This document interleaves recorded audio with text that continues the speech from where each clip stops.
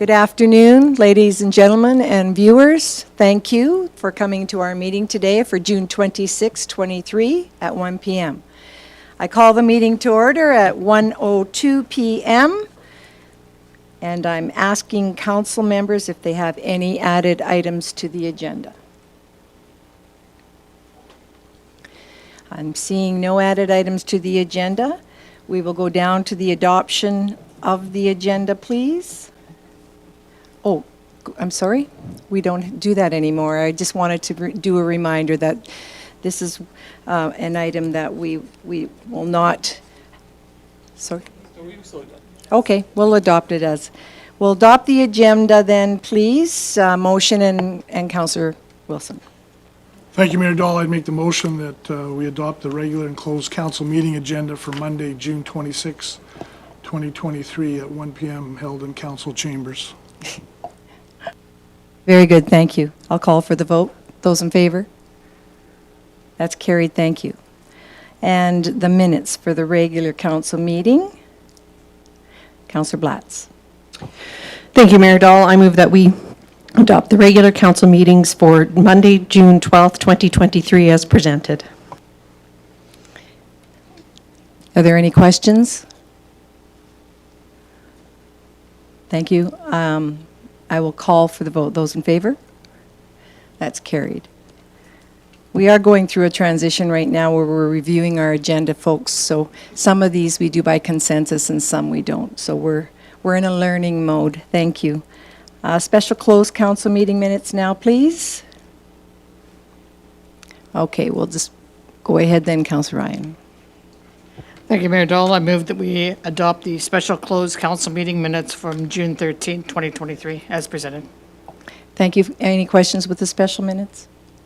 Those in favor? That's carried. Thank you very much. Delegations and presentations. Today we have none on our agenda.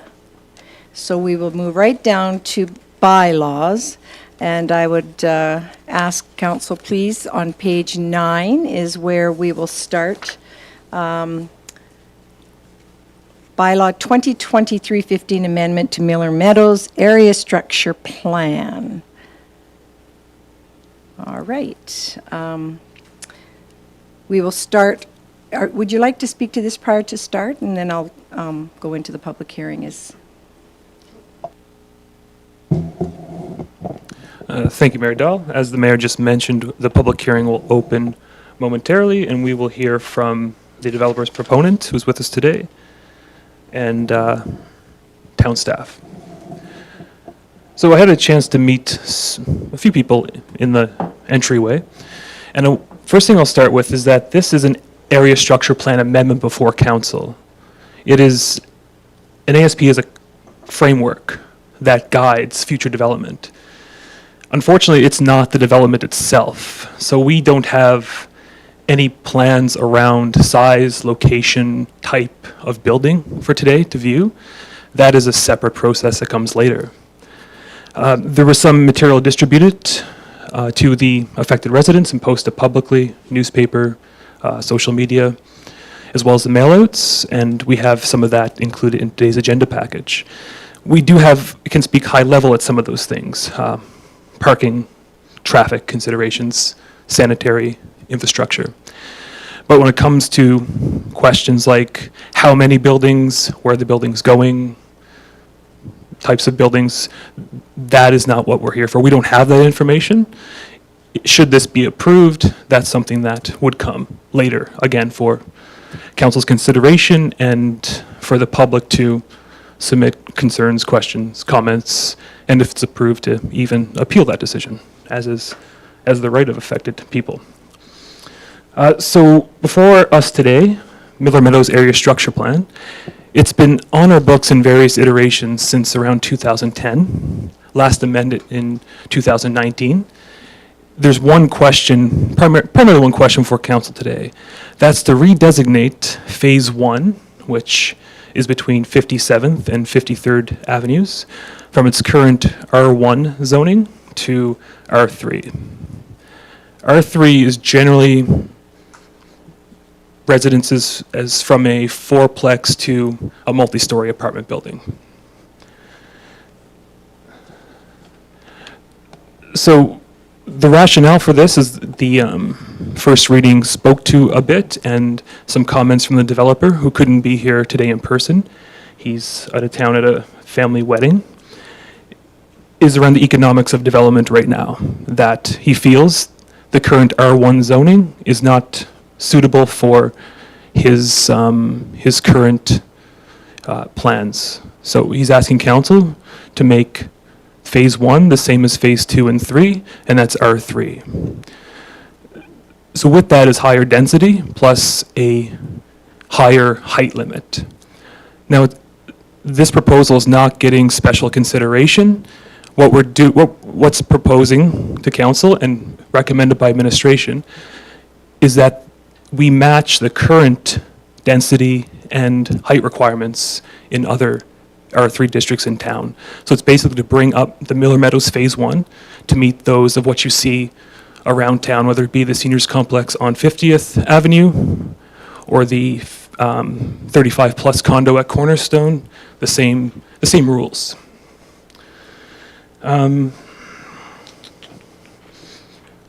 So administration's recommending approval to council for 2 primary reasons. First is that we feel this area is one of the few areas of Olds that can handle higher density development. The area around Cornerstone north of Walmart is the other, which is not currently ready for development. And the second is that Olds requires more housing. And some of the proponents today may speak to that as well, but that is administration's opinion that it serves the public interest. And even though there's disagreements, of course, we feel that we can work through those and the development can be made. So we have Sarmad from PCPS with us, who's the developer's proponent, as well as Kyle Sloan and James Crozier internally, and they'll be speaking to this as needed. But before we get to them and to the many people who signed up to speak, both in favor and mostly in opposition, Mayor Dahl will open the public hearing with some of the ground rules of how we proceed. Thank you, CAO Williams, and we will now proceed. So I will start with the pecuniary interest for municipal councillors. Section 172 of the Municipal Government Act says that you may not take part in the discussion and decision-making on any matter in which you have a pecuniary interest. The legislation attempts to ensure that you are not discriminated either for or against by virtue of your membership on council. If you have a pecuniary interest, you are to disclose that you have an interest and it's in general nature. You are to abstain from any discussion of the matter and from voting. You are to leave the room until the matter has been dealt with, and you should make sure that your abstention is recorded in the minutes. You are not to be discriminated against and are entitled to participate in a public hearing as a member of the public. I declare the public hearing for joint bylaws, I believe it is, or bylaws 2023-15 amendment to Miller Meadows Area Structure Plan. And the land use bylaw 2023-16 land use 0123 amendment at 1:11 p.m. The chair, I would like to ask the development officer at this time, or is it going to be Sarmad from Parkland Community Planning, to please move forward and give us the purpose and effect of the proposed bylaw. Thank you, Sarmad.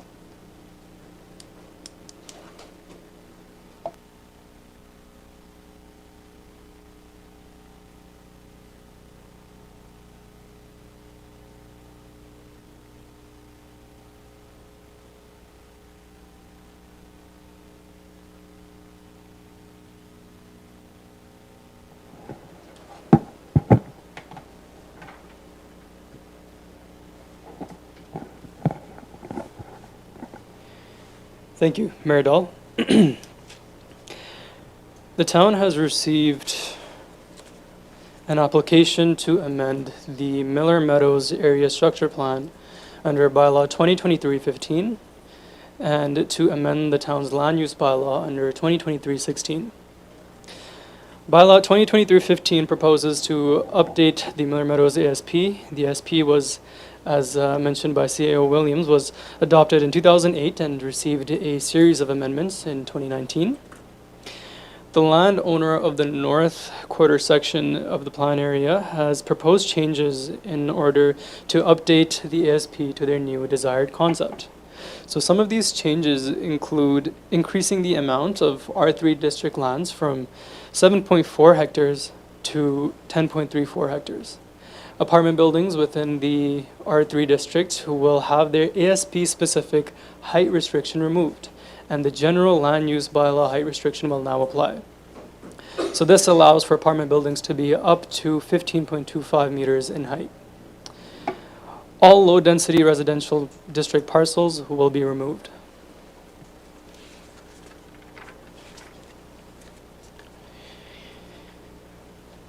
The total number of dwelling units for the Miller Meadows plan area with the proposed changes is 891 units, which is a measurable increase from the current plan projections of 672 units. Keep in mind, this is against all of the Miller Meadows ASP, not just the north quarter section. Bylaw 2023-16 proposes to amend the Town of Old's land use bylaw to increase the maximum density allowed in Phase 1 of the Miller Meadows ASP from 37 units per hectare to 75 units per hectare. This will keep it in line with Phases 2 and 3 of the Miller Meadows Phase 2 and 3 with the Miller Meadows ASP. The proposed bylaw also seeks to redesignate a portion of the quarter section to accommodate the proposed R3 developments. Also to note, the developer has agreed to provide a buffer of green space between the apartments being built and the development to the north. The Municipal Development Plan Policy 10.2 residential density for new neighborhood states, the target residential density for new neighborhoods shall be an average that falls between 11 to 13 dwelling units per gross developable hectare. So residential densities that are higher than that amount shall be encouraged where there is sufficient capacity in the major municipal utility infrastructure. So the MDP encourages higher density targets for new neighborhoods provided that they satisfy municipal infrastructure requirements. Regarding traffic, the town acknowledges that the development of Miller Meadows will result in increased traffic flows in the area. To alleviate the traffic flows, Phase 1 will be connected to both 57 and 53 avenues. Additionally, 57 Avenue and 54th Street are designated for future signalization.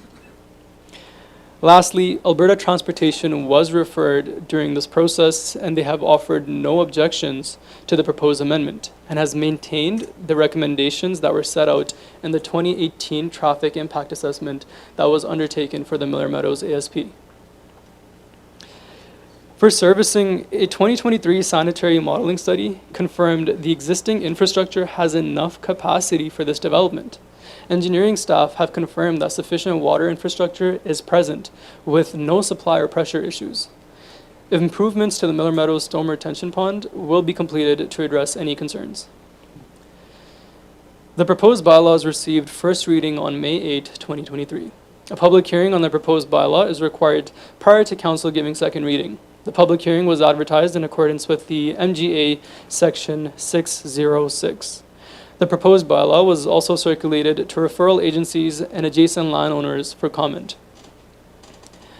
3 submissions were received from adjacent landowners. 2 of them were in support and 1 in opposition.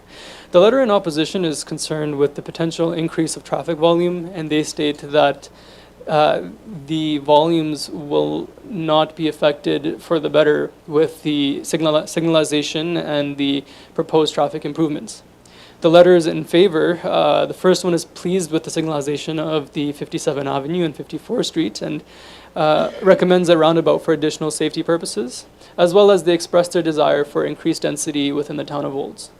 The last letter in support stated concerns regarding the lack of housing and the variety types within the town of Olds. They have stated their disappointment when it comes to attracting workers and finding suitable housing that is affordable to them, and they would recommend additional density and a variety of housing types. The following comments have been received from referral agencies that as you may see on the screen, and there were no objections from any of the referral agencies. So to conclude, administration supports the requested amendment to the ASP and the land use bylaw redesignation for the Miller Meadows area. Staff has deemed that the existing services and infrastructure sufficient enough to support the proposed growth. The increased density would allow for additional and wider variety of housing while alleviating the growing housing crisis faced by Albertans. With that, I would like to conclude my presentation. Thank you. Thank you, Sarmad, for your comments shared. We will continue on the process as we are here today. I would now explain the procedure rules to be followed as follows. Presentations before council shall be brief and to the point, limited to 5 minutes. Hopefully we have enough time for each of you. We'll gauge that time. Council shall not allow cross-examination of persons giving information, and it will not be necessary for the persons giving information to verify his or her qualifications. Council may ask questions of the speakers after each presentation for clarification purposes. No debating or questions from the floor will be allowed. No written or verbal submissions will be received by council after the public hearing is closed. Persons addressing council will please state your name and address, and also indicate they are speaking on their own behalf for a client, company, or a citizen group. Thank you very much. I will now call for a first time for those in support of the proposed bylaw to make a presentation. CEO Williams. Thank you, Mayor Dahl. And given the number of people we have on the list, I will read off each individually and in the order they were received, and we can do it that way. So to start with, those in favor, I'd like to invite Peter Mall and or Liam Hunter to the podium, please.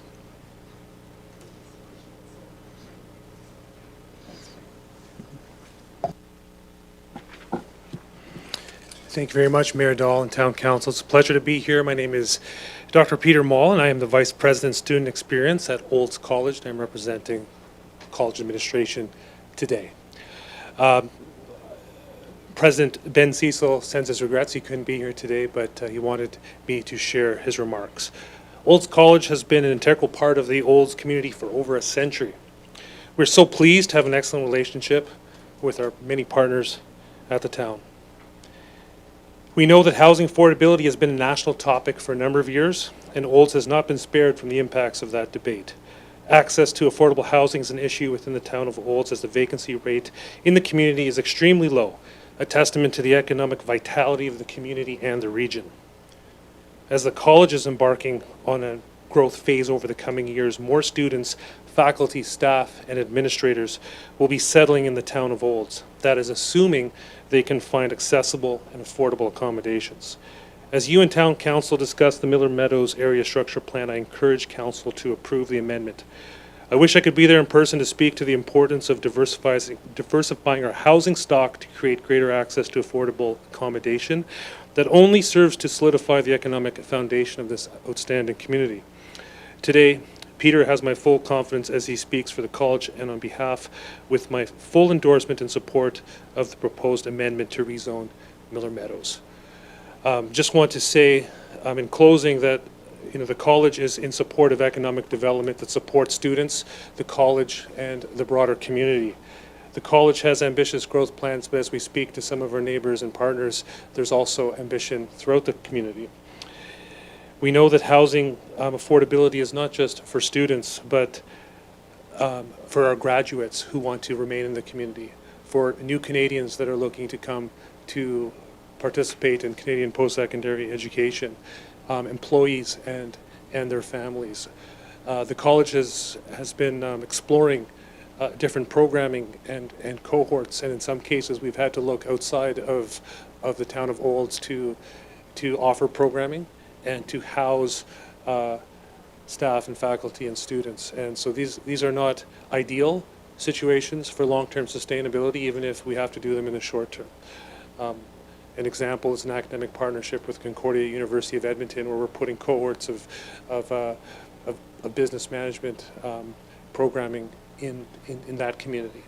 And so we're excited about the opportunity to support the growth at the college, but we cannot do that without the support also of our town and community. So thank you.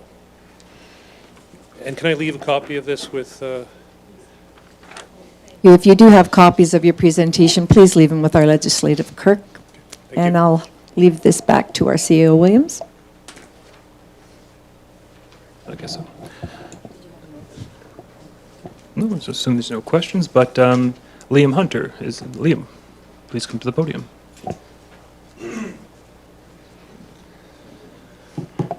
Thank you, Council. Peter Mall's a little technical. I tend to wax poetic, so if you'll indulge me, I thank you for your time. My name's Liam Hunter. I'm the Executive Director of the Student Association at Olds College, which represents anywhere between 1,500 and 2,000 full-time equivalent students who study, and for many, hope to live in this town.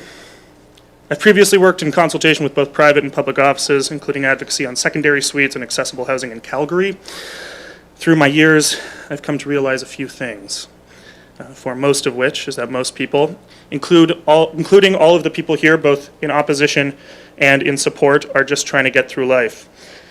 Good jobs, affordable housing, safe communities. To that end, Olds, like all towns, has gone through seasons. Whether folks got work from ag or manufacturing, academia at the college, or a nationwide growing dependence on a service economy. And as seasons change, or as towns face national crises that all towns are, decisions must be made. Any anthropologist will tell you that the progress of a community, whether a civilization or a society or a municipality, is dependent largely on the number of potential innovators present there. This, of course, refers to population, sure, but it also refers to skilled individuals who have drive and reasons to innovate, reasons to contribute, reasons to help their communities thrive. And my members, if we allow them, could be those individuals. Around 2,300 students, and I'm sure Mr. Mall could correct me if that number is off, come to Olds to study. They come to gain skills, not just better themselves, but their communities. All towns, but especially small and medium towns, live or die on their ability to adapt, to readjust their identity, and to grow. People come to these towns because of the opportunity that a town of this size can provide. Affordability, lower barrier to entry for innovation and entrepreneurship, and the ability to make meaningful, positive impacts on a macro scale. As a part of my job, I maintain a housing page that aims to match tenants with landlords in the community. I am sorry to say that it is often insufficient. 2,300 students come to this town each and every year, and growing with time. Some come from places on the other side of the world, some come from across the province, and most leave at the end of every school day. These students represent tens of thousands of dollars that exit the local economy each and every day, time and time again. These students represent thousands of workers, future job makers, of potential neighbors that leave the local community, time and time again, each and every day. It would be a massive opportunity missed to let them go. When I moved to Alberta years ago, it was for school. And I lived on campus, and then I lived close to campus, and I lived a little farther away. I worked in the community. I contributed to the economy. I made my roots, and now I am an Albertan. That is true of all of my friends. They are now business owners, they're employers, entrepreneurs, and they are more. And it only happened because we were able to live where we studied. I beseech this council to give my members that same chance. That's it. Thank you for your time. I would ask at this time, as council does have the opportunity for clarification, any questions? Okay, move forward. Thank you, Mayor Dahl. Next up, we'll invite James Murphy.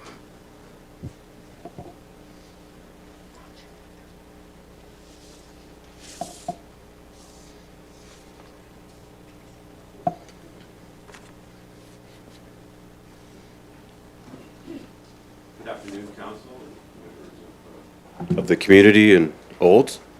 My name is Jim Murphy, or James Murphy.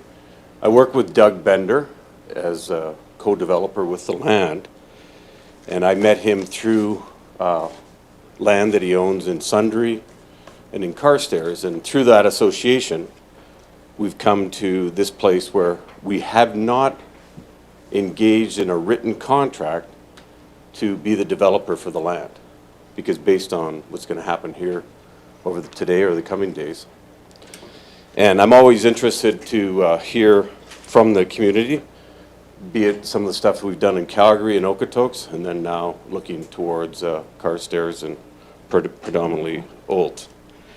And I hear the concerns about density everywhere we go. And the gentleman who mentioned earlier that it was going to go from 600 to 800 units per acre. Well, this development, we're looking at only doing 150. We're looking to do low-rise, and we're looking to do 24 units in each separate building. So you can do the math on 150 divided by 24 per building.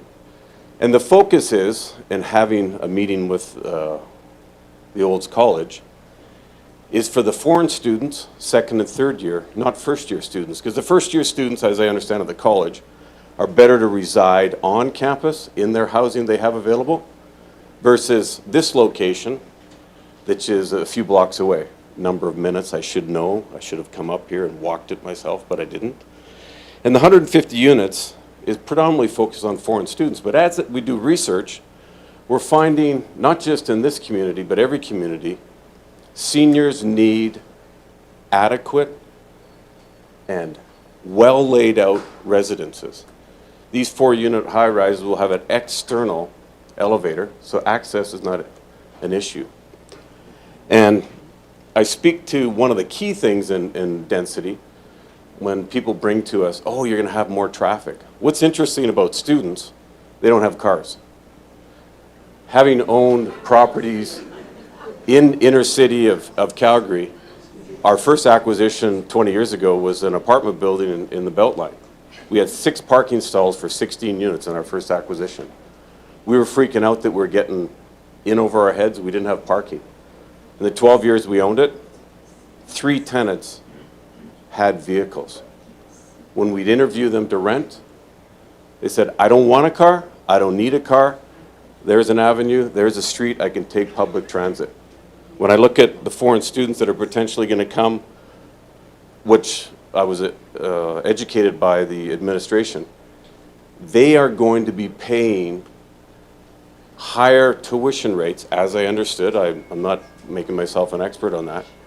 But these people on average are going to generate $12.5 million in revenue to the town if you increase from 1,500 to 2,000 students. Right now I understand there's 1,515 students at the college. They want to grow to 2,000 over the next couple years. Our interest is not to build massive, ugly, I didn't bring a drawing, I'm not going to bring a drawing, we're not going to spend money on drawings until we know that the council and the community wants to support us. We're not interested in ugly buildings. We're not interested in jam-packing sardines into a density. These people are going to pay rent, and they want to be comfortable, and on average, they're going to stay 2 years. We like 2-year students, not 6-month students. 2-year students, don't wreck your walls. Don't increase your maintenance. Don't come here to party. They come here to study. And then, concurrently, they want to work in the community. So parking is not an issue for a student. And there's a potential. I wouldn't know demographically if this is going to happen, but I know from experience it will happen. Seniors will want to live in a clean, safe environment. They'd rather sell their house and rent because they want to take their capital and invest it. So low rise, ease of access. We know that there's always going to be opposition to parking and transportation. These are walkabilities. These are people that want to come and study in your community because Olds has a great reputation as a college. So what I would say in support is we want to work with the community. We're not interested in building garbage and having, because we're going to retain these as rentals, potentially, unless someone comes along and wants to buy a unit. That is not even in discussion yet. So we're not here to build garbage. We're not here to ram it down someone's throat. We know the economic benefit for your college and your town with foreign students and people that in the community. This is no different, the same problem in Okotoks. They say to us they wanted us to convert motels into apartments because the retail operators can't get staff to work there because the rent was too high. So that's not just typical of Okotoks. That's Carstairs, that's Sundre, that's Didsbury, that's even Red Deer. We already see the problem in Calgary, but that's not even relevant to your community. You got a great community. We'd like to work with you. We'd like to provide housing that is solid, accessible for seniors and students. So thank you for listening to myself. Thank you. I will remind everyone, please, in the gallery, there will be only questions at this time from councillors for clarification. And can we please all respect each speaker as the Ethics in the Council Chamber would ask for. Next speaker, please. Thank you, Mayor Dahl. My list gets skewed now. I'll have to ask just to the floor, is there anyone else who wishes to speak in favor of the development that I missed so far? Okay. So we are doing those in support. Oh, sorry. Oh, sorry, Okay. sir. Please. Is your name on the list? Yeah, I might have put it on the wrong one. Okay. Yeah, that's all I'll say. That's good. You have the opportunity to speak again and state your name and address. Thank you. And we'll check what list you're on. Thank you, sir. All right. My name's Helmut Wallenberg. I am a resident just a little bit east of the development on Destination Place. And I submitted one of the letters in support of the amendments. So I'm here just to reiterate those points verbally, just so that people have a chance to hear them. As I said, I'm in support of them. The density, I believe, is needed considering what other speakers so far have stated. And the addition of the dedicated green space is very much welcome. I'm originally from Chilliwack in BC, and I've seen just from Google Street View a lot of development there, and Google Satellite as well. A lot of development is happening there, not enough green space, and it breaks my heart that that they're not even properly considering the impact to community that not having green space can have. And secondly, having lived in Olds for just over a year, coming on a year and a half, while I support the having signalization of the 57th Avenue and 54th Street intersection, I do realize that a signal there might have adverse traffic impacts. Certainly the four-way stop could be improved, and I'd like to suggest a roundabout, considering the traffic safety and definitely pedestrian safety. I know there are schools in the vicinity, and while I know not a lot of people like roundabouts, they are some people's bane of existence, but they do improve safety and they do help move traffic up more smoothly than signalized interchanges or intersections. Still, if a roundabout is not feasible, signalization is still something that I support. Both me and my wife, having driven through that, we drive through that intersection, that four-way stop regularly, and we have had some close calls there with some people not obeying the standard rules of four-way stops, and Luckily, we haven't had anything happen yet, but close calls are still a problem, and some kind of improvement there would be helpful. And finally, I am also excited to hear about the study of feasibility of public transit, which has not yet been mentioned, but was mentioned in the documentation provided online. And as was mentioned earlier, since students will primarily be here, possibly also seniors, they don't necessarily own cars.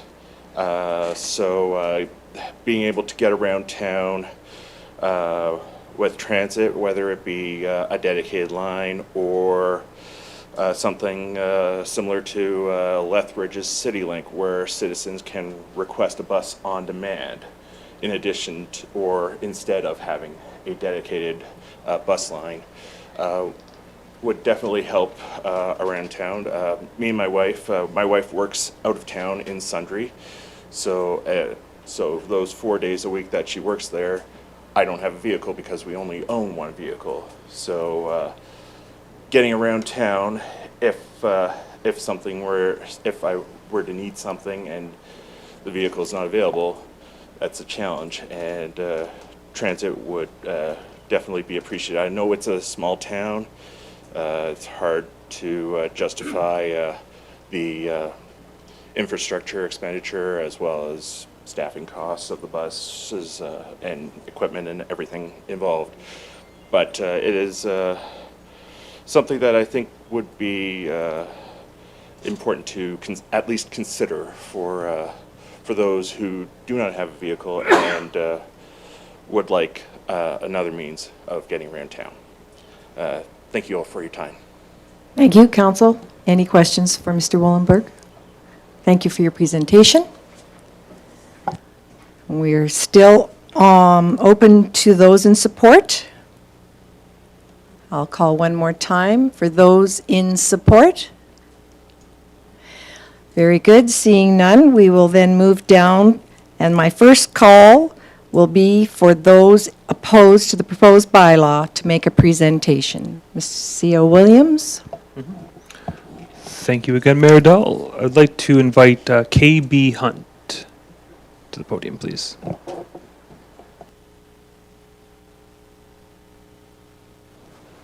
Yes, good day, and thank you. Nice to be back in this chamber after a few years' absence. We did have a discussion about the notification and the publicity that advanced this meeting. And my first point is over my proximity in relation to the three-way stop that exists now, and that at 71, I can't throw as far as I used to, but I'm within a stone's throw of that, and I've received no correspondence over this particular issue. And were it not for the good graces of my across the corner neighbor, Larry Richardson, I wouldn't even have known about the meeting. Now, I was away for a period when this may have appeared in the newspaper, but I searched the last couple that I had, and I didn't see the package of information or any reference to it. I went on the Town of Old's website and saw that there was a council meeting, but nothing more. Anyway, that's point one. Secondly, I sort of envision the creation of another intersection confusion, such as we now have at the corner of the school entrance and Highway 2A. And the prospect of, despite the fact that Mr. Murphy said that there won't be, students don't have cars, there are 800 some units, and I would attribute a car to most of those units. And I just can't envision another intersection with that kind of traffic that largely will occur between probably 7:30 and 8 o'clock in the morning, as happens at the other intersection now. The other concern I have is that in that stone's throw that I am from the intersection, I have great fear of the folks on Park Meadows Crescent being able to ever get onto 60th Street with the flow of traffic that I perceive as coming through the intersection. And the 60th Avenue traffic now is quite extensive because everything that comes in on that south end of town goes on either 57th or 60th. I expect that most of this development traffic would do the same and add to that particular issue. I do think that it would be fair for the people of 60th Avenue who now frequently complain about the noise of the traffic, the speed of the traffic, to be put in a position of at least notice that this is going to have a monstrous, I would say, impact on them. So those are my points for the group. I would like to, I'm concerned over the protocol of the notifications. I'm concerned as to who was notified. And secondly, I'm concerned about the intersection itself, the additional traffic, the speed, the noise, and the confusion that may potentially follow. Thank you for your time. Thank you, Mr. Hunt. No questions? Councillor Blatz? Thank you, Mayor Dolan, through you probably to CEO Williams. I understand that since the completion of the traffic circle on 2A, there has been increased traffic on 57th Avenue. I've heard it from several people. And one of the comments that I was going to make is if we're going to look at a lighting situation at the corner of 54th and 57th, it would also be something to look at 57th and 60th and put it into some types of plans, because that will definitely increase traffic. And I can't say one way or the other who will or will not have any types of vehicles, but I would think that that is something that town should put into consideration. And the other thing too, listening to Mr. Hunt, is there any way at all that we can put in future planning that we could put some type of a noise barrier, planting trees or something on the west side of 57th along Park Meadows there, that people could maybe buffer some of the sound? I mean, something that I would like to see administration look at for future if this development goes through, this area structure plan. Thank you. Councillor Blatz, would you like to respond? CEO Williams? Sure. With the noise barrier on the west side of 57th, yeah, it's something that hasn't been considered yet. The impacts to southbound traffic, I guess, are to be determined. Our focus has been largely northbound traffic, about 57th and 53rd, which are the two primary roads that will see the impacts. Regarding about future signalization, future impacts, that's where the specificity of traffic gets to the development stage. That if we're approving, for example, 30 units, the impact can be somewhat measured or guessed to an accurate level. At that time, perhaps the second round, few years, if it's additional 30, we continue to evaluate those impacts. And if signalization or speed reductions or noise mitigation is needed. But I guess my point being, given that this is just an area structure plan, we're not prepared to talk about the specifics of the development, but we do examine them at each iteration of the development approval process.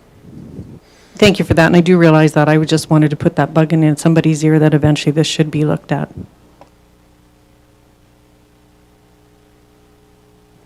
Thank you. If we're not hearing, where are we? Sorry, I'll just get back into.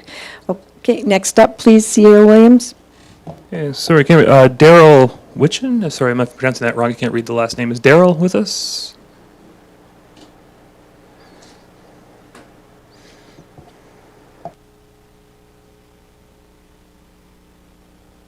Last name is Witcher, W-I-T-C-H-E-R. I live at 5911 Park Meadows Crescent. I have seen in my experience as a policeman, low density or high density housing in numerous places, and what the impact in traffic does, what the impact in small crime, petty crime, break-and-enters have resulted. I don't know if any of you have ever lived in an area that has that. I can tell you right now, the police can't handle what we've got in town. I never see a police car anywhere. I don't see police cars in the school zones, and I can almost guarantee you I'm not going to see a police car running radar or laser on 60th. It just doesn't happen. So you start packing 800 units in, as this gentleman company wants to do. They say, I'm going to say maybe 4 people per unit. That's over 3,200 people. They're going to have cars. They're going to drive. And you're going to attract a certain type of people, not all by any means, but it's going to increase your crime rate. So you better go to the detachment and get an increase in policemen. But I'm sure the town doesn't have the money to spend on that. And maybe you could utilize your peace officers, because I never see them out running radar or laser or doing anything like that either. So if you're going to have that much of a population impact, your infrastructure has to handle it. And I'm not talking water and sewer. I'm talking police. That's my field of expertise. And I don't think, with our present detachment commander saying that people within a community or a neighborhood can solve their own problems, I can guarantee you how they're going to solve problems if that crime rate increases. It's not going to be good for the town of Olds to be known as a crime-ridden area. And in some of the people that I have connections with, Olds is getting a little bit of a reputation like Red Deer. High crime rate, no police enforcement. So I should maybe suggest to the town council that you have the staff sergeant stand tall in front of you and answer, and not give you a bunch of stats, but have them tell you why there are no policemen in this town, being visible and on the road, and especially running radar and laser in areas of high-density traffic. That's all I have to say. Thank you. Thank you. Council questions? Very good. Move forward, please. Thank you. I'd like to invite Erica Gunn to the podium, please. Erica, are you with us?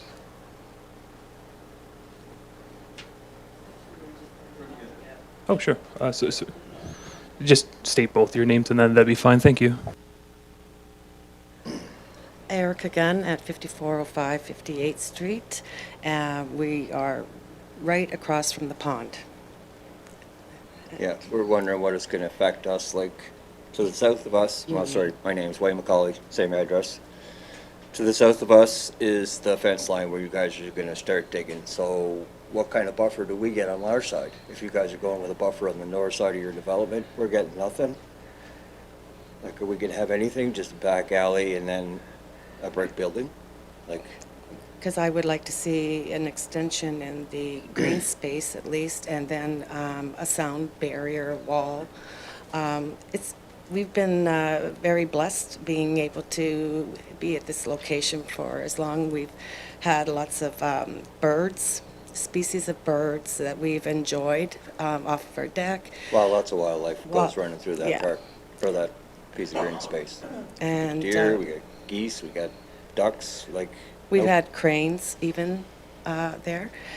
So we kind of like to see that tranquility, that quietness still preserved in our neighborhood. It's a more of a older, more mature area, and we've been there a long time. We've built a lot of equity in our home. We don't want to see our equity fall in the homes with all these multi-houses and whatnot. We just think it's going to bring down the value of our home.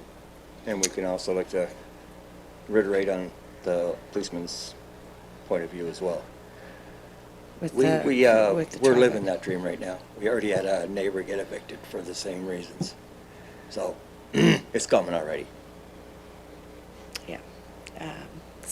I'm definitely opposed to it unless they can kind of come up with something that is going to appease everybody. Like people that have Especially been the there, people it's that- been there for a long time. That back up to that or that area you're going to develop, like, them are the people that are going to get affected when they look out their back window. Like, Yeah. not people 2 or 3 blocks away. But anyway, With that, I'd like to say we're opposed And thank you for your for your time. time. Thank you for your presentation.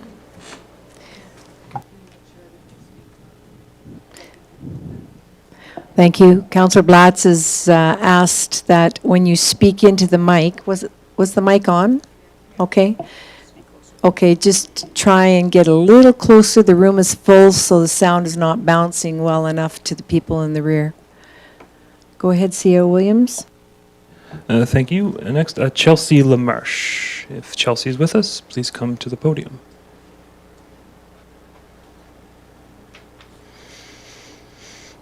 Second call for Chelsea. Oh, there she is. Okay, thanks.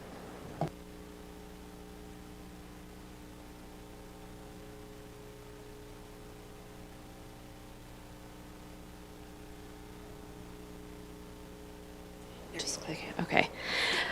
Hi, my name is Chelsea LaMarche. I live on 5622 55th Ave. Myself and another neighbor in the area have quite the list to bring to you today.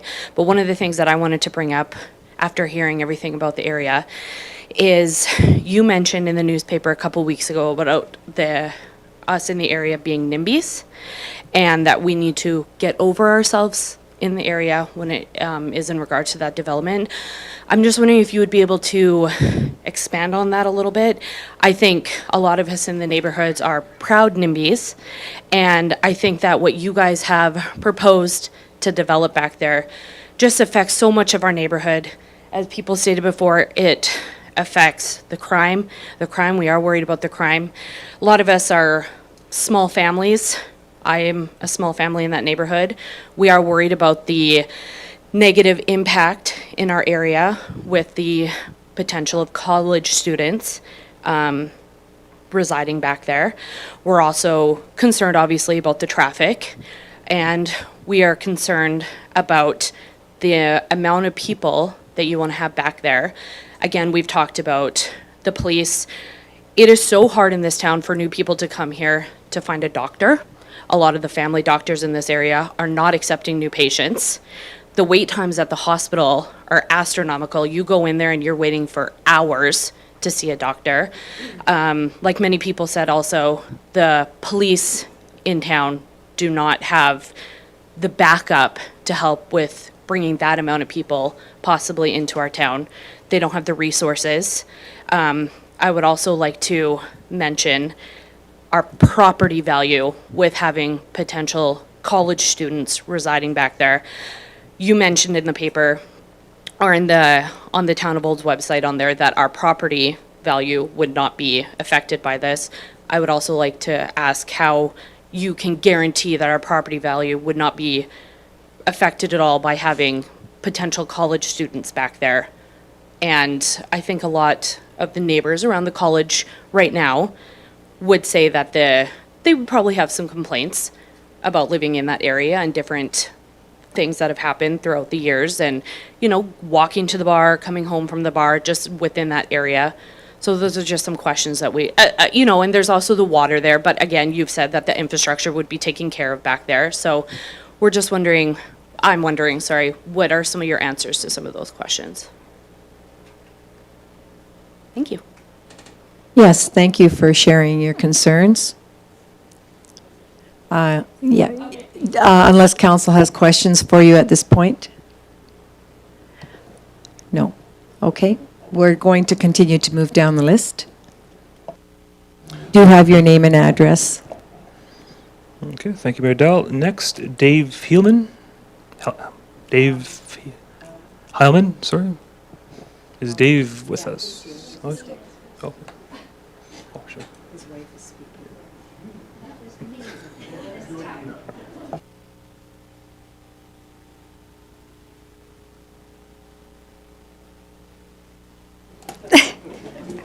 Oh, he's going to come support me.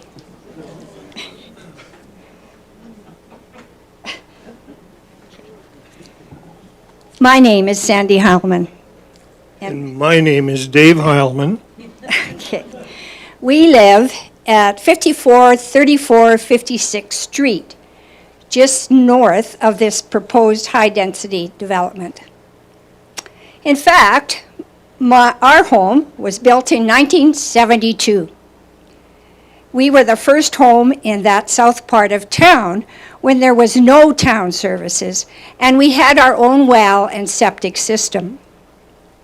Several years later, we were happy to see town development happen when the town services were installed, including water, sewer, and paved roads. We came up a big notch there. So we have been around a long time and witnessed seeing this area grow into an attractive R1 neighborhood with single-family homes, duplexes, and some fourplexes on 57th Avenue. I would like to inform our gentleman Brent Williams, I think he's our CAO, that our neighborhood has already experienced the challenges of accepting development, which you labeled in a local paper article as NIMBYism, not in my backyard.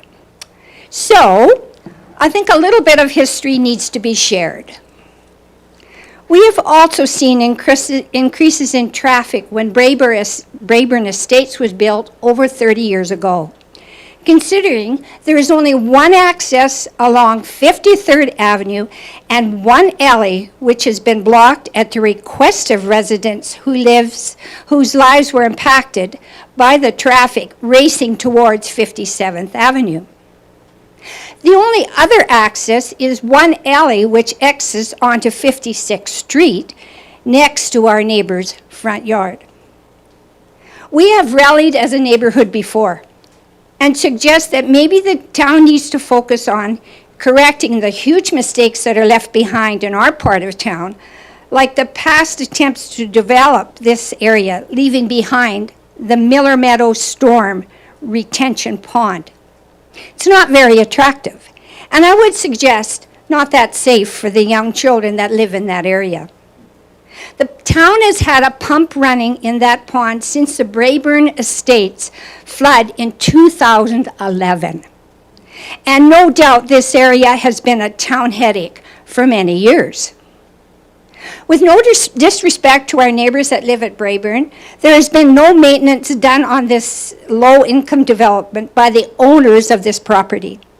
I guarantee the landlord that is collecting those rents has really done nothing to keep these properties maintained, like maybe painting the homes and at least fixing the fences.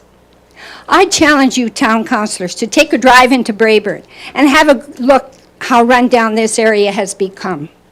Do we really want to see a repeat of this history in another development? Will the town enforce different standards in the future?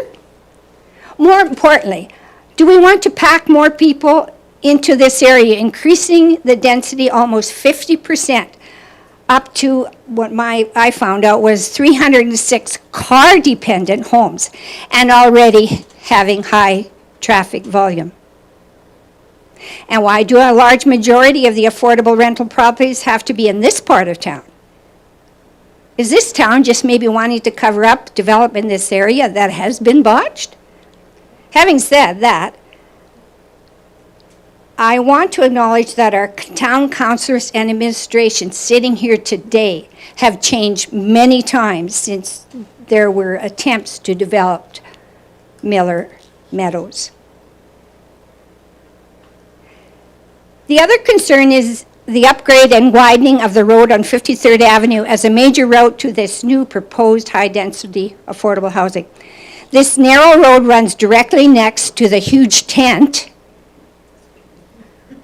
that the Agricultural Society, now known as Olds Regional Exhibition, put up several years ago. Everyone in town is familiar with the huge tent at the east end of our block.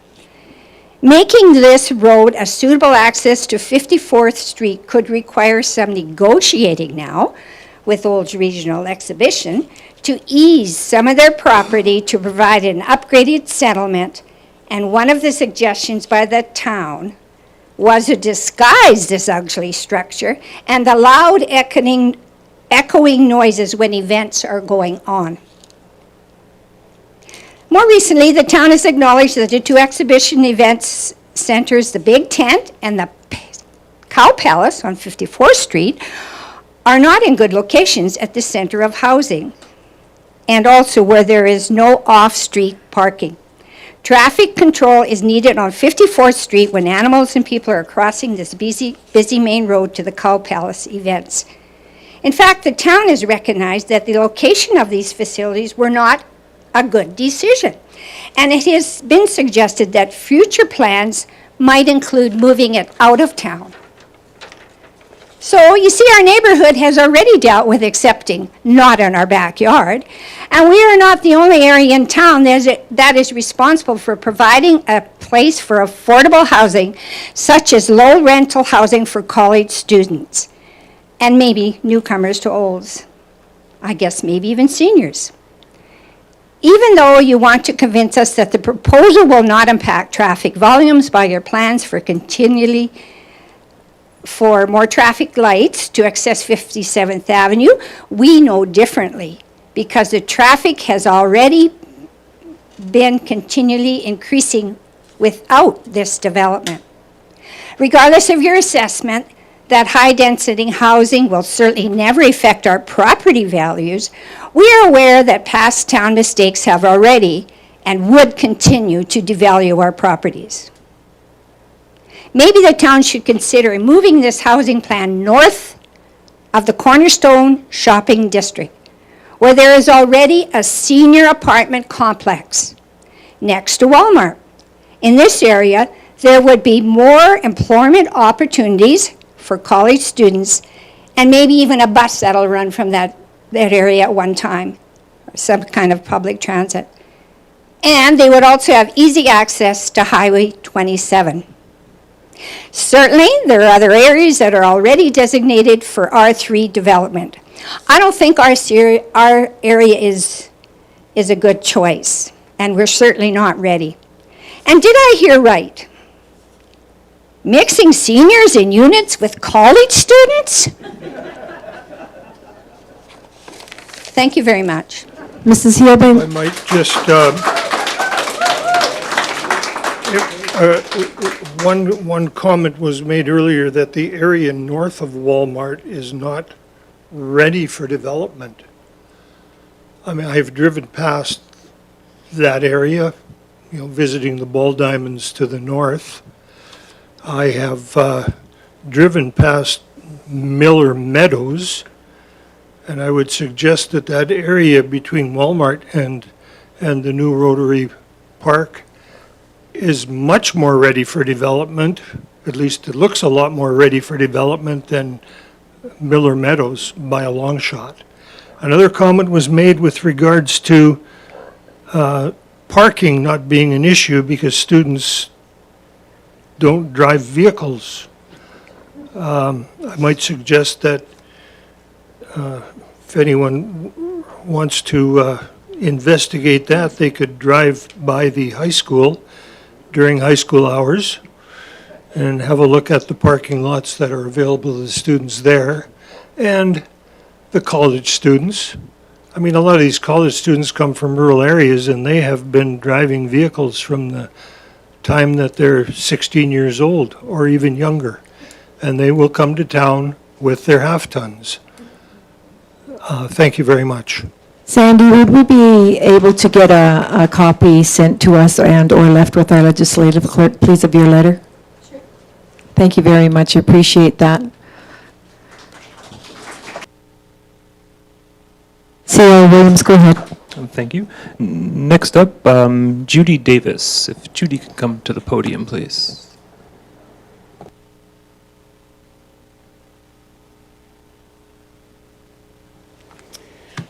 Well, hello, everyone. I am not actually, I live in Olds. I visit very often, but I'm responding to a person who lives in Destiny. A lot of questions have already raised by everyone, but I want to remind you that we are almost going to be doubling the population of Olds with your proposal. Are you ready with the police, the doctors, the dentists, the stores, everything else? You're going to be doubling very close to the population that you have existing right now. You are not ready for it. There is no police force that we see on very rare occasions. You already heard there's not enough doctors. It's not ready for the development that you are proposing. Also, this is a wildlife corridor. You see deer, you see elk. We have fox that are like to look at, and a lot of wildlife. If you get rid of those trees, the ponds, put in people, what are you doing to that land?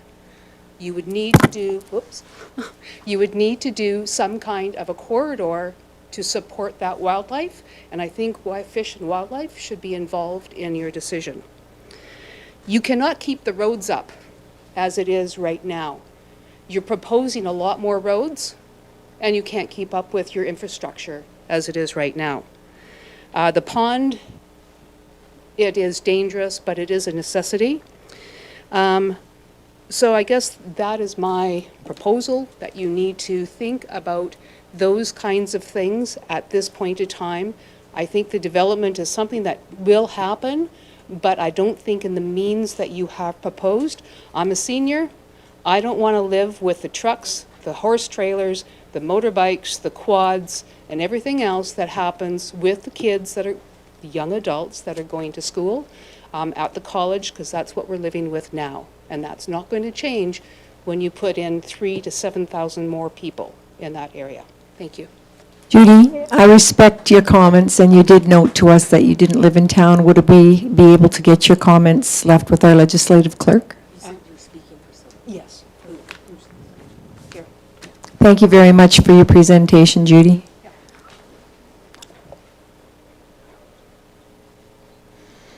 Okay, next up, I believe, Paul Caves, if I'm pronouncing that right. Paul, please come to the podium.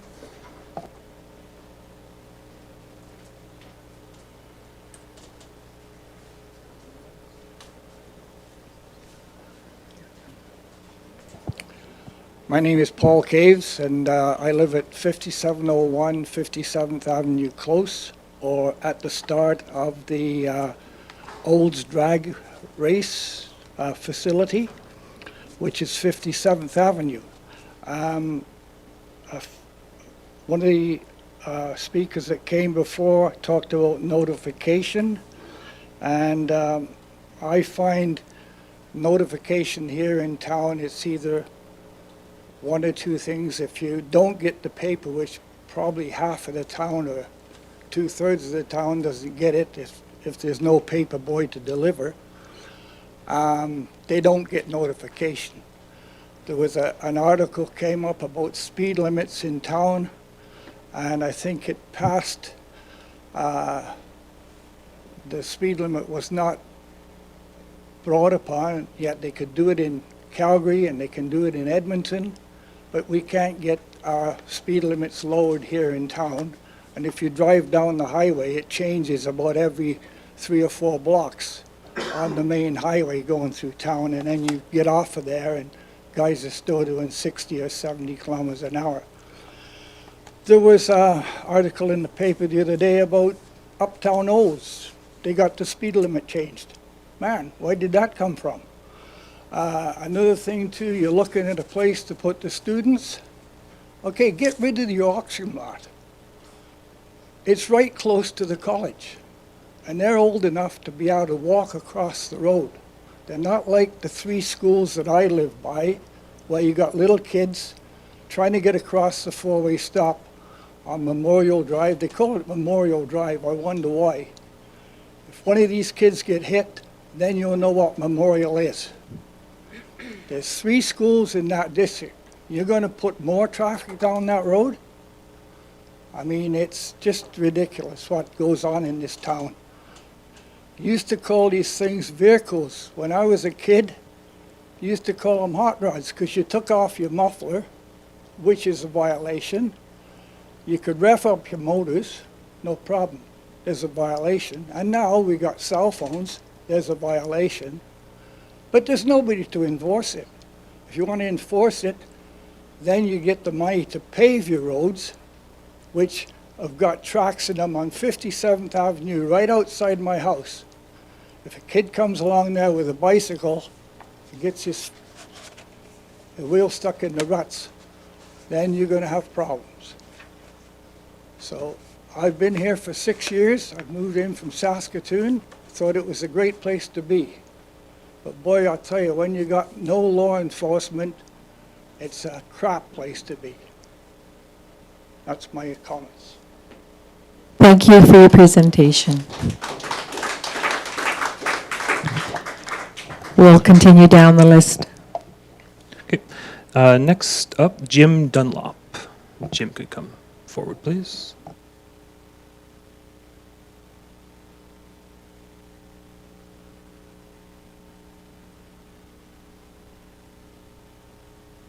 Thank you, Mayor Judy Dahl and Council. I've been a resident of Olds for 37 years. I lived on 57th Avenue. When we first moved here, we moved over to the Lake Ridge, lived there for 4 years, and back to 57th Avenue. 57th Avenue used to be quite a peaceful street on the way out of town and on the way into town. Some people were ignoring traffic speed changes, and they would cruise into town, and I'm not kidding, at 110 kilometers an hour. So the town, in all their wisdom, they add a three-way stop. Good suggestion, slows those guys down at least for the 2 seconds it takes them to stop. But let me tell you, they want to get back up to 80 kilometers an hour before 58th Street as if it's a timed event. And a lot of people on 57th Avenue would have the same sentiments I do. A lot of topics were covered with this by other residents, and I support their feelings as well. As high density is, to the extent that is being proposed, I believe is extreme for what the area can justifiably handle. Half of that would be somewhere in the question of being feasible, because the number of streets and avenues and infrastructure available, and I do believe some true engineering numbers better be looked at, because engineers are not always right. With water, sewer, we're already paying through the nose, and this would be another addition to Olds infrastructure that would make Olds an unaffordable place to live, especially for seniors. That's all I have to say. Thank you very much. Thank you, Mr. Dunlop.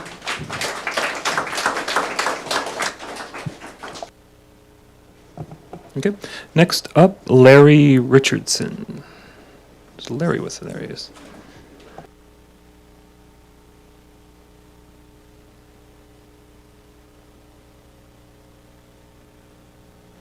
I think most everybody knows the Richardson family. We're a developer ourselves. We're developing the Highlands. I'm kind of between a rock and a hard spot because I live on the corner of 57th and 60th Street. And I sit in my backyard and I watch the traffic come down that 57th from out of town, and it does not slow down. They go through that three-way stop every fifth, sixth car on the weekend, and leaving town, they never stop.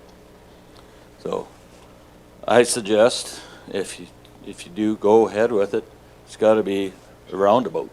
It's the only way you'll slow the traffic down, with speed bumps down the road on both ends. Would be a good idea.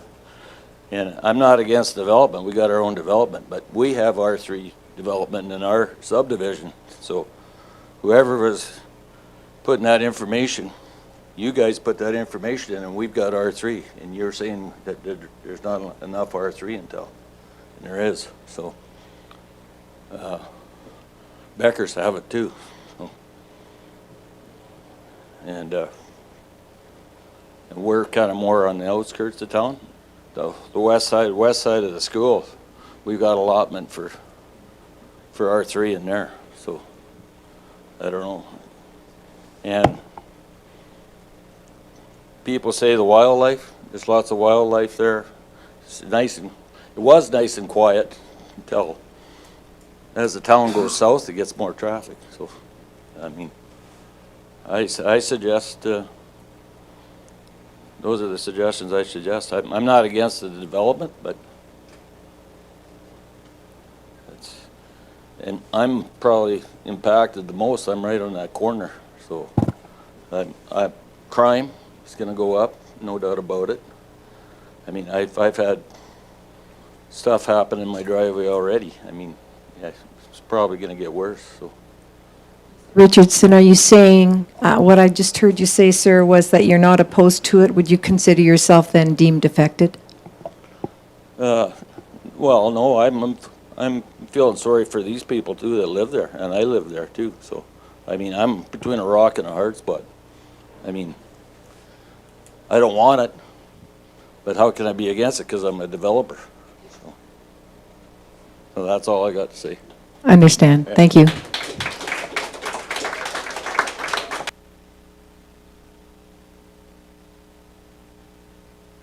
One thing I would just like to note one more time, there is, if you are, thank you for sharing that comment, Mr. Richardson, because we do have opposed to, and we also do have, if you feel that you're not sure where you're at, deemed to be affected by, which you could also speak to, and that will be next. But right now, we're still dealing with opposed. Those opposed? Okay, next, Brad Lonsberry. Brad, yeah, there.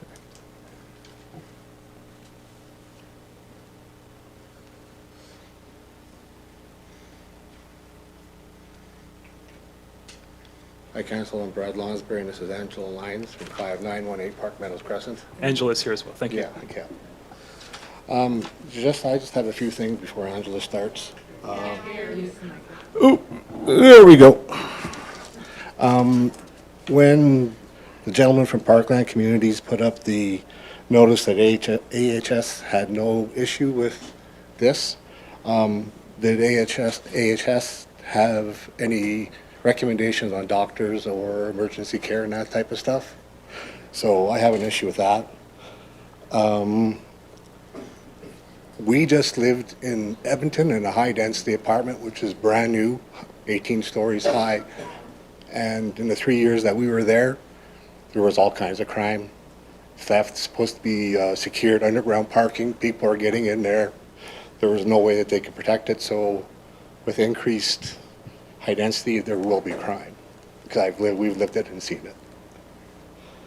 With the college, I understand they want to get more foreign students here because they get 5 times the tuition rate.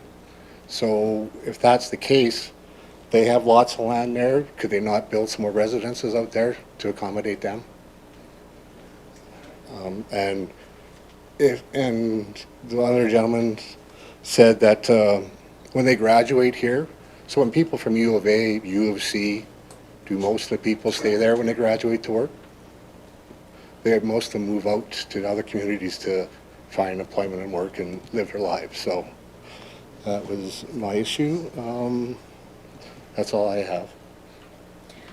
I don't really have a letter, we just have points of concern. So basically an environmental impact statement regarding the construction, noise, like garbage, dust, debris that comes with all of that, because we are residences surrounding the proposed area, as well as the wildlife that is there. We enjoy the wildlife as well.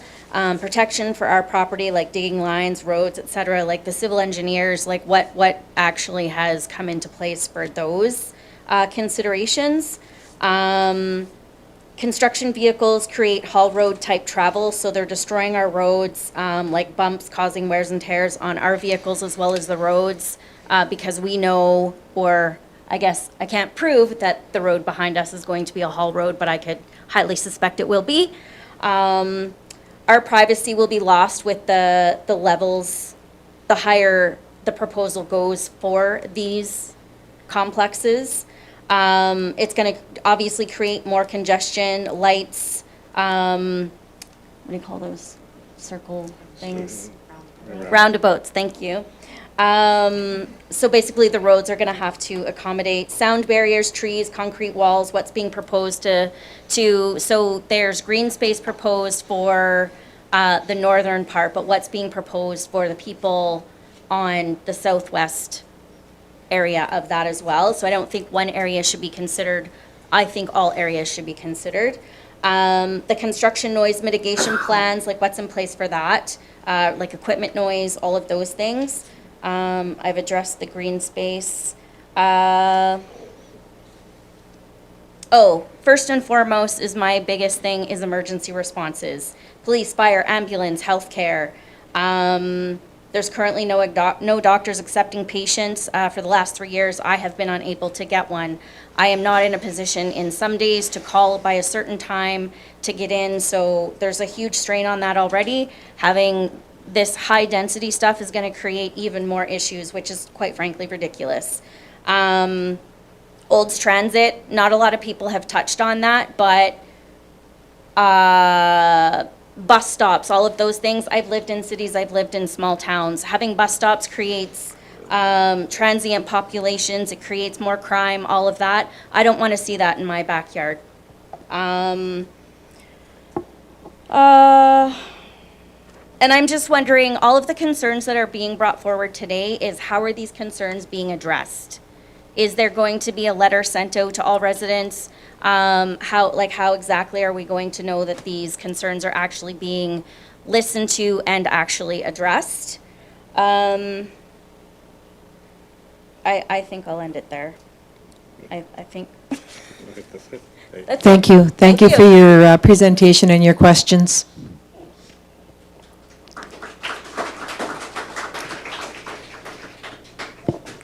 Okay, thank you.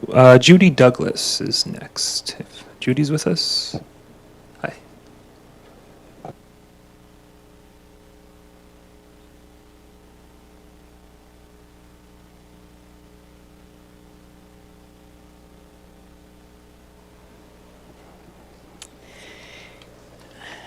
Hello, everyone.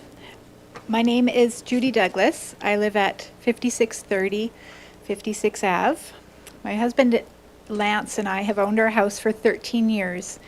We live 3 houses from the edge of Miller Meadows.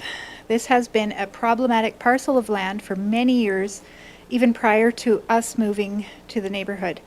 We are deeply concerned about the water issues and its effect on our properties. The collective hoping that a developer will handle the issue effectively and finally permanently just isn't enough. We need clear and strict requirements in place to protect our community. I would like to know what the recourse is for flooding, such as what happened in Braeburn and such. Would the developer provide, is there recourse from the developer if things go south, as they have? Another thing is, we're hearing that students don't own cars. One of my neighbors sitting right here, when we heard that little comment, right away texted her daughter, who is a current student at the college. The daughter texted back that everybody has a car, and everybody she knows has been ticketed this school year for parking in places they weren't supposed to, just because there is no parking. So the students and cars, it's one for one. I also have no problem being labeled a NIMBY, which is an acronym for Not in My Backyard, a term used in the May 19 news article titled Lack of Affordable Housing, a Major Issue in Olds. It's NIMBYs like myself that rid our neighborhood of 2 drug houses recently, like last month, with the support of the landlords, the courts, and the RCMP. So I believe NIMBYs keep neighborhoods accountable. I don't think it's a bad term. In the case of the Miller Meadows development, though, I feel like it's not just bad for my backyard, but for all of Olds. I'm not going to get over myself and realize that the Canada and Olds of my childhood and parents is not the Canada we're going forward with. That statement is in direct contrast with the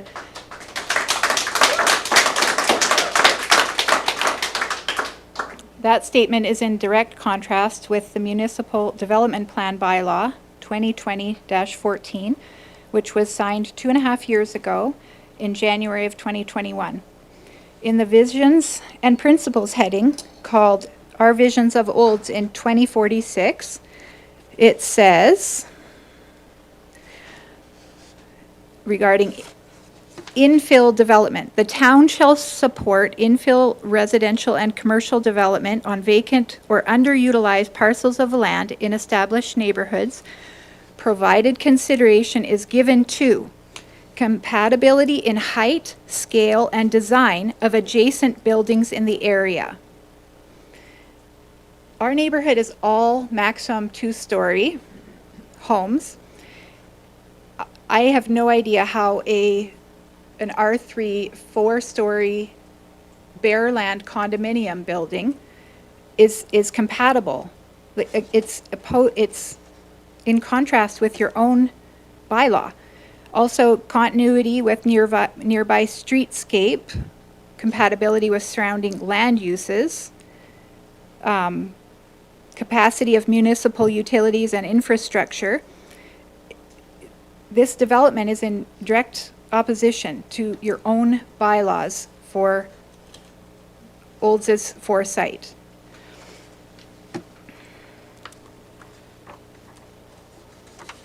Olds is our home. It's our home base. For many of us, it's our forever home.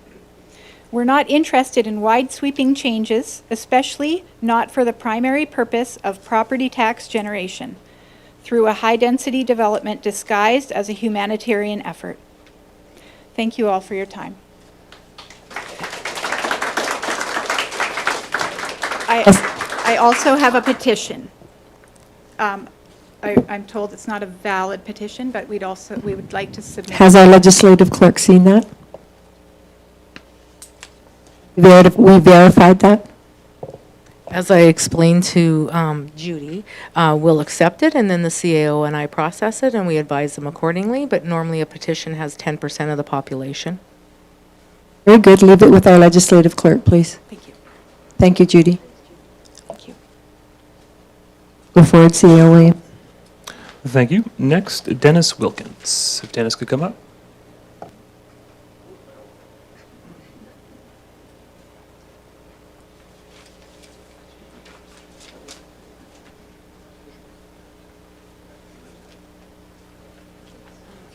Is this on? Yeah, it's on. Good afternoon, everyone. My name is Dennis Wilkins. I live at 5509 58th Street. And you say, not in my backyard, that's my backyard. I live directly across the lane, and I've been watching that circus for 22 years now. So it's going to continue on. Having seen the past, and you say that this is more ready for construction, how many thousand yards of clay has to be moved to get that back to the original elevation? Behind my house, it's about 6 to 7 feet higher than the back lane. So you got to take all of that, you got the trees and everything to unload from there. So I'm having difficulty with that whole aspect. I got a letter from Parkland Community Planning Services, and they suggest that there is, for the 891 units, I think they're talking about, when that whole place is going with an 891, close enough. They say 2.4 persons per house, so that's about 2,100 people we living in that backyard capacity. And the standard or regular design for vehicles is about 1.5. So that would have us about 1,300 vehicles back there. So I think that's going to be a very large increase in the traffic around the area.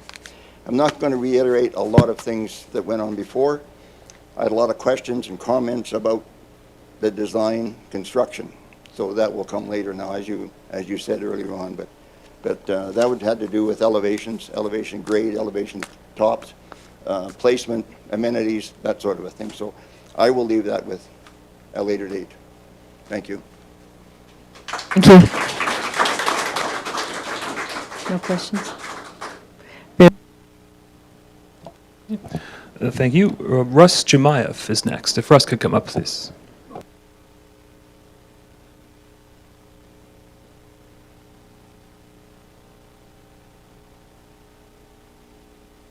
For allowing me to attend. A couple of things I just want to bring up to point. I agree with a lot of people, what they're saying. I don't want to be repetitious. But my key concern, number one, what's the population of Olds? Council? How many people live in Olds? 9264. So let's say 10,000. We want to create a community between 1,800 and 3,000 people. So you're saying you want to put 1/3 of those people in that little community now? Because that's what I'm hearing. Who's going to support them? What industry do we have in this town that's going to support 2,200 people? Last time when we tried to move forward, there were less buildings, less people. Now we want so much more buildings, so much more people. Who's going to support them? You've already got our safety with the police force right now in jeopardy. Our health, we don't have enough doctors in town. You're going to have some nervous people, and I think it's already started. You've got people, the health and safety is at jeopardy right now. The growth of Olds, Stats Canada released a report 2 or 3 years ago. What was that growth in Olds? It was very low. I was shocked. I was astonished. Carstairs' growth was a lot more than Olds. So we're down to that little of a growth, but yet we want to bring in 2,200 people.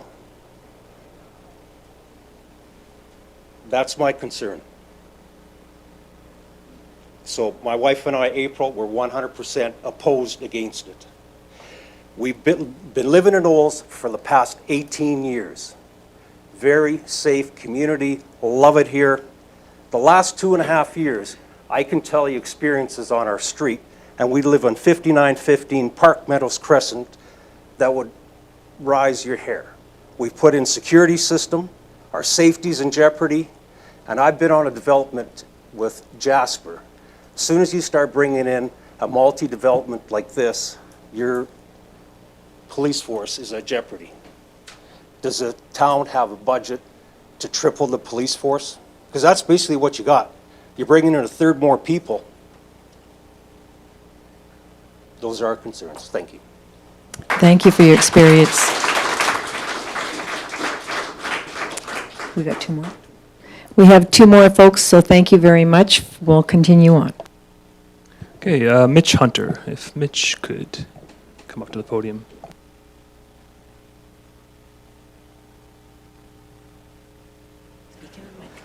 Okay, I gotta go a little higher here.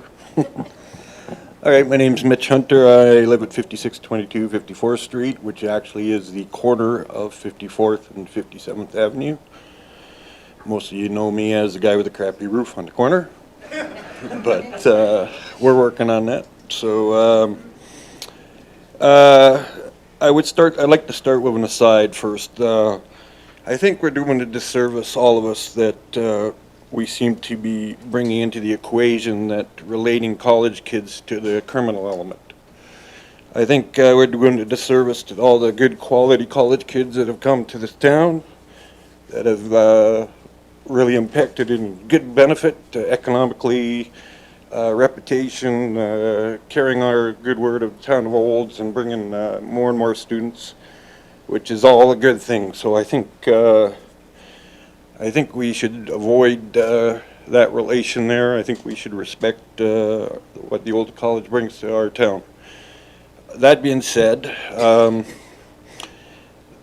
yes, there are a certain percentage of kids that would come to school that have a criminal intent, whether it be mischief, vandalism, whatever. But on the most part, students here are coming, they're spending a lot of money to get an education. They have no time for that stuff. Yeah, there's some hijinks with going out to drink on a Friday, Saturday night, and some getting a little out of hand, but that's been an ongoing thing for probably 50, 70 years in this town.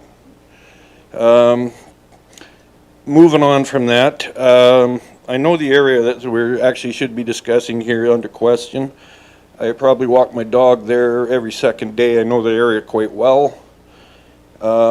I have a couple concerns on the development itself there. I understand that the people that live a lot closer there have issues with noise concerns, traffic, pollution, whatever. My own observations on just actually taking a walk through that area is I think the town needs to address before any reapplication of any development use of the property is changed again. They should actually have a look and see what the concerns are already. I see this development says that in the plans it says to have reserve a green area of more or less 2 acres of the 10 acres in question as a buffer on the north side. On the west side, there is a bank of old poplar trees and green space there. There's not been any discussion. Would that be removed, kept? What is the issue there? But I think the town needs to address their own concerns, particularly with the retention pond that's been there for many years and has to rely on a pump system and whatever added costs and labor charges to maintain that service there. And not only the development itself has signs on it saying warning of buried environmental issues, buried landfill, unsafe property.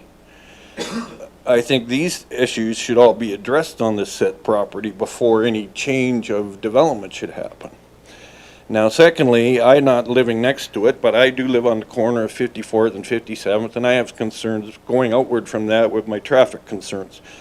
Living on that corner, I'm not an expert in traffic control, I'm not an expert in corners, but I am an expert in that corner. I've lived on that corner for 33 years, and I know the traffic flow, and I know the noise issues. Now, moving up forward from the development of this area, the plan is that they will access the rest of town Olds through 57th Avenue and 53rd Avenue. 53rd Avenue is the street that runs between the Cow Palace Big Tent and Braeburn Estates. It only goes 2 blocks north up to 54th, my street, where it hits the Cow Palace, pretty much the outdoor stadium there. The south side 54th, and then that traffic would either have to divert again, come by my house, or go downtown onto 50th and toward the college that way.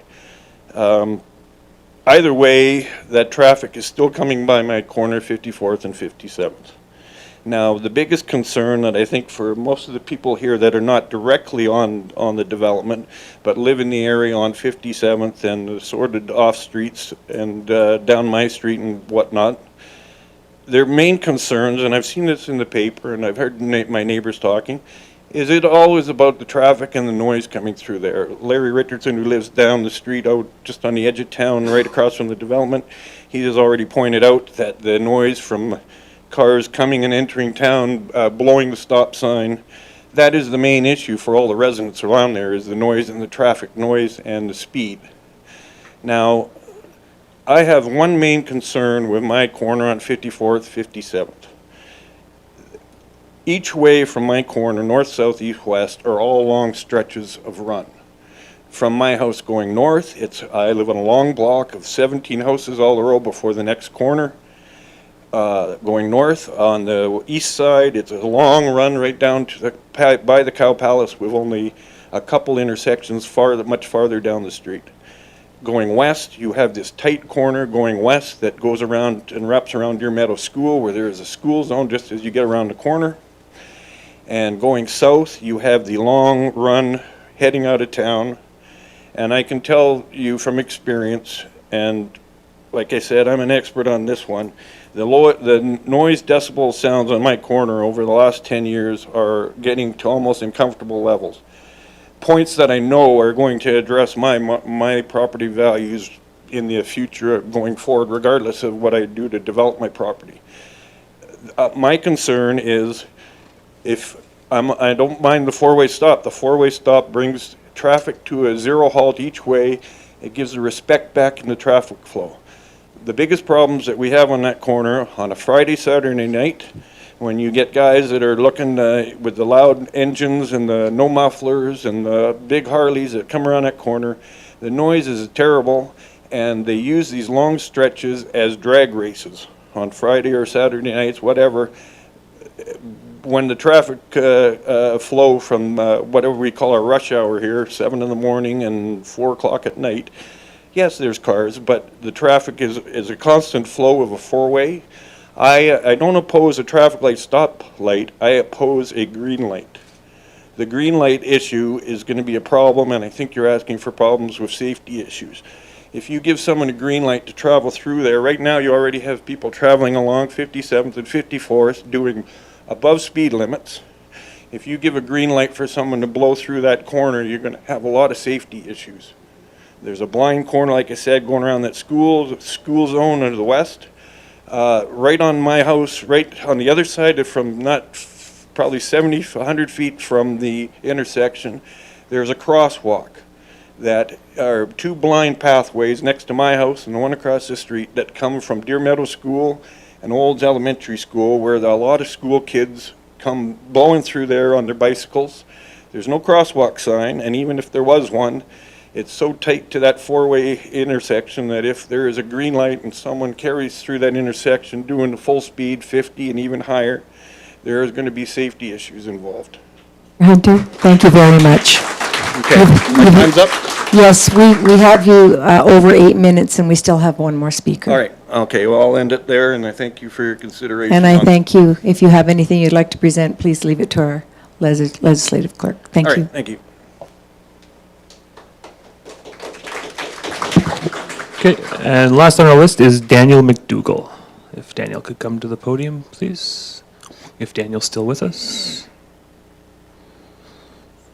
Second call for Daniel McDougall. Final call for Daniel. There were quite a few people that left, so I'm sure he's probably left. I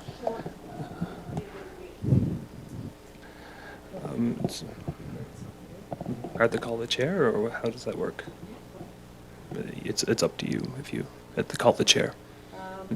So can give you the 5 minutes we were going to give Danielle and close. Thank you.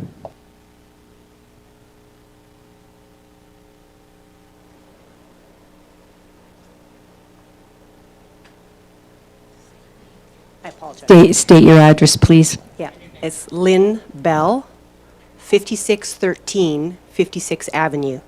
So I'm right in this area. The only information I'm going to add to all this wonderful stuff that's been brought forward is the fact that my house, I bought that many years ago and decided to set it up as a college resident because we thought that would be a good opportunity for me. For 2 years, I had 5 students in that house. The damage that was done to my house is unbelievable. Having to redo my house each year when the students left. They do no snow removal. They do no mowing. They have 5 vehicles. The students are all going to the same college. They do not share rides with each other. The last year I had students in my house, I only had 2. They're 3rd and 4th years. Again, the damage, having to redo my house where they stayed. This was, they had online classes for the most part. So they were in my house constantly. Did not follow up with any kind of clean. I actually felt in danger. I actually had to call friends to come and stay with me sometimes. These youth were aggressive and entitled. Excuse me, are you speaking opposed to the development? I am speaking opposed to the development because college students, it is 1-for-1 with traffic, with the vehicles. It is, they do not contribute to our community. Out of the 12 students that I have had in 3 years, 0 have expressed any interest in living in Olds. They are transients by far. And as long as the college continues with its online courses and only having partial in class, these students are not committed to staying in Olds. They are not a future resource for us. We are a transient point, and people who are transient do not care about the place where they live. Thank you. Thank you for sharing your concern. I understand that brings us to the closure of the opposed, and once again, I did note that we do have persons that may be deemed affected. Nobody has put their name forward. Yes, our legislative clerk does not have that on our listing. So at this time, I'm going to invite our council members for comments or questions.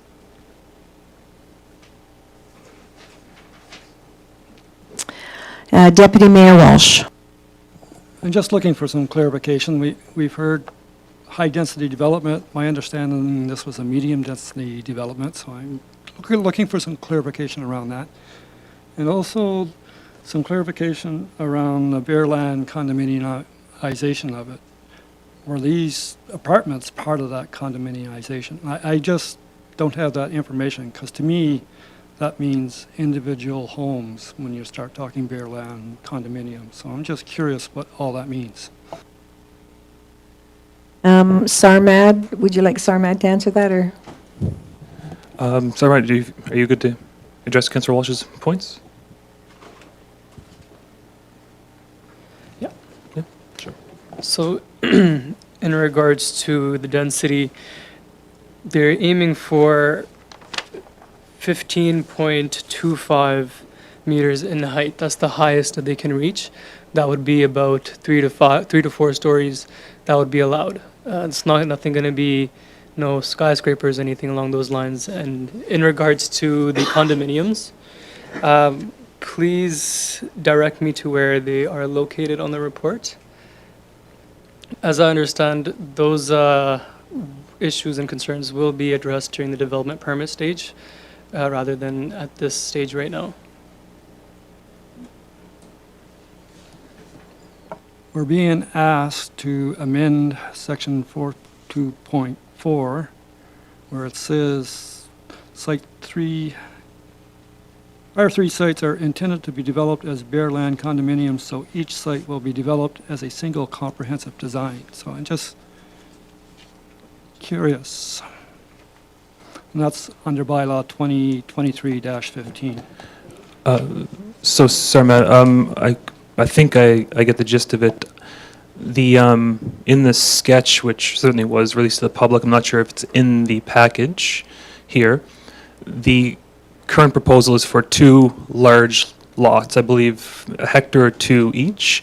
Those are condominium style lots, and the key difference is that the infrastructure within those lots is owned and controlled by the property owner. So that's where the potential future subdivision, they map on the screen right there. Whereas usually for ASPs, we have concept plans that build out public infrastructure, roads primarily. This one is 2 large condominium style lots where everything within the confines of each of those lots will be owned and maintained by the property owner. So I'm fairly confident that's what that verbiage speaks to. Yes, Councillor Ryan? Thank you very much, Mayor Dahl.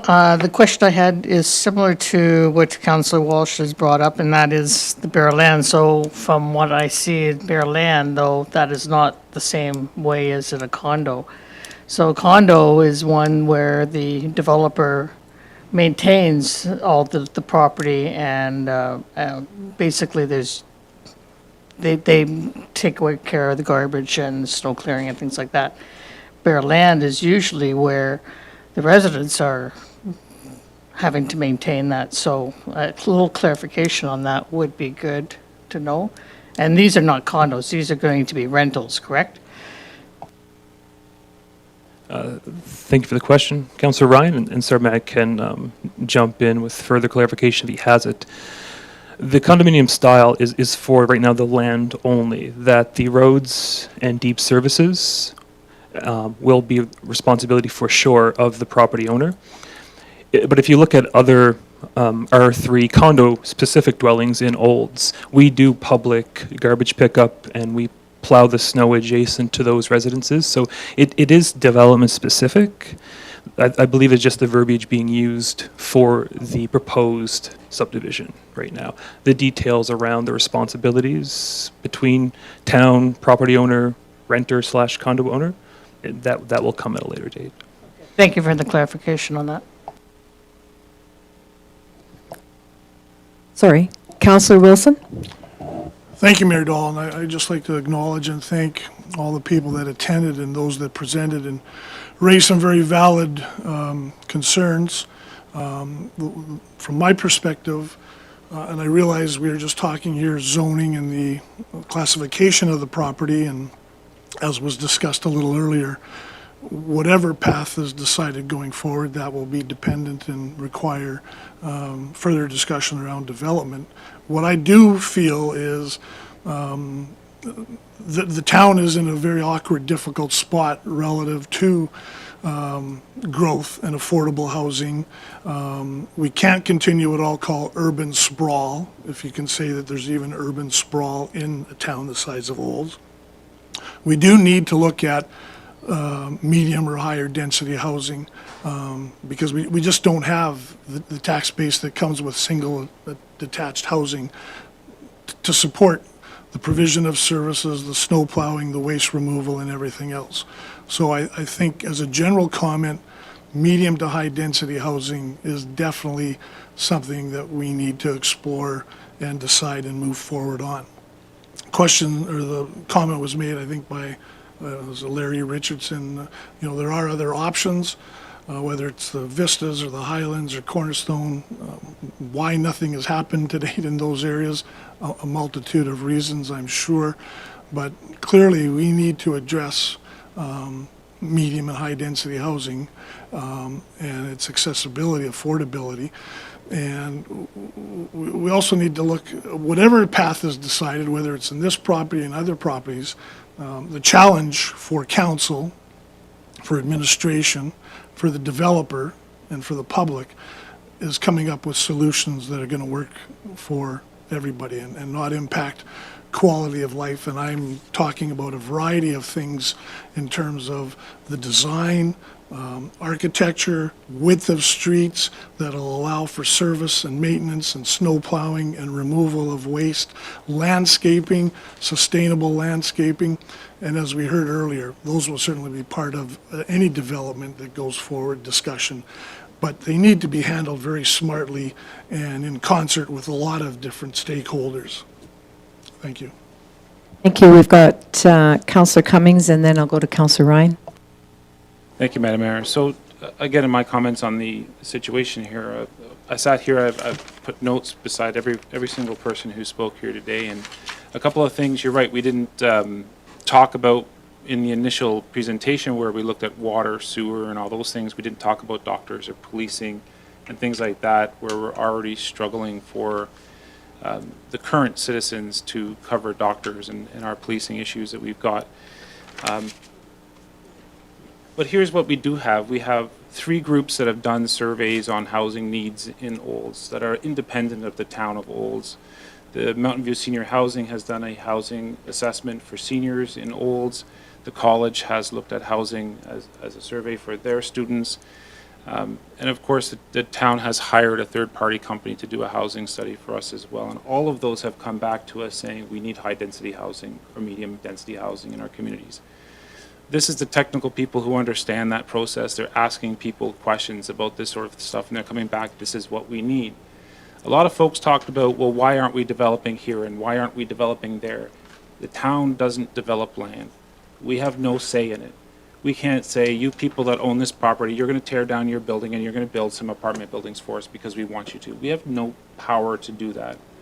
What we have here is a landowner and a developer who's willing to build what has been identified as a need in our community. I agree with a lot of you that a high-rise apartment building behind Walmart would be perfect. When we say it's not ready for development, it's because the developer, the landowner, has no interest in developing it right now. No matter what incentives we throw at them, they have no interest in doing it. Yes, there is R3 land in the development plans associated with all of the developments throughout our community that are on the bylaw books, but until the builders build it, it's not being built. These folks have come to us and say they are willing to build it this year, next year. They're going to start building this if it gets approved. So what we have is a need that's been identified by us, and we have a landowner and a developer willing to do it now. So when it comes to the issues of where developments like this get put into our communities, that's what we have to look at. The community-wide, that's the entire town of Olds identified need of a specific type of housing, which unfortunately we have this development need. When I ran for councillor in this community, I talked about affordability of housing, and it's not for just students. My children have had to move outside of the town of Olds because they can't afford to live in the town of Olds. Rental units here are exceptionally expensive for any size family, whether that's an individual person, 2 people, 3 people, 4 people. They can't find rental units to live in our community. So they are moving to less expensive communities like Bowden and Didsbury. We had a letter sent into our package here today. It's in our agenda package from the owner of Mr. Mike's Restaurant, who talks on the behalf of a lot of business owners, myself included, as a business owner in the town of Olds. The employment that we need, the minimum wage employees, the slightly above minimum wage employees, cannot afford to live in Olds. They are forced to live outside of Olds and commute into Olds. If you sit outside of Highway 27 or any of the roads coming from Bowden or Didsbury in the morning, you'll see a plethora of folks driving into our town to work in our town because they can't afford to live in our town. So council stuck with a tough decision here. We have a desperate need for medium and high density housing. We have one developer who's interested in building those houses today. That's not to say that we're not hearing what you're saying, because we absolutely are. We know we have to look at policing. That's been discussed at this council many times about our policing priorities, traffic.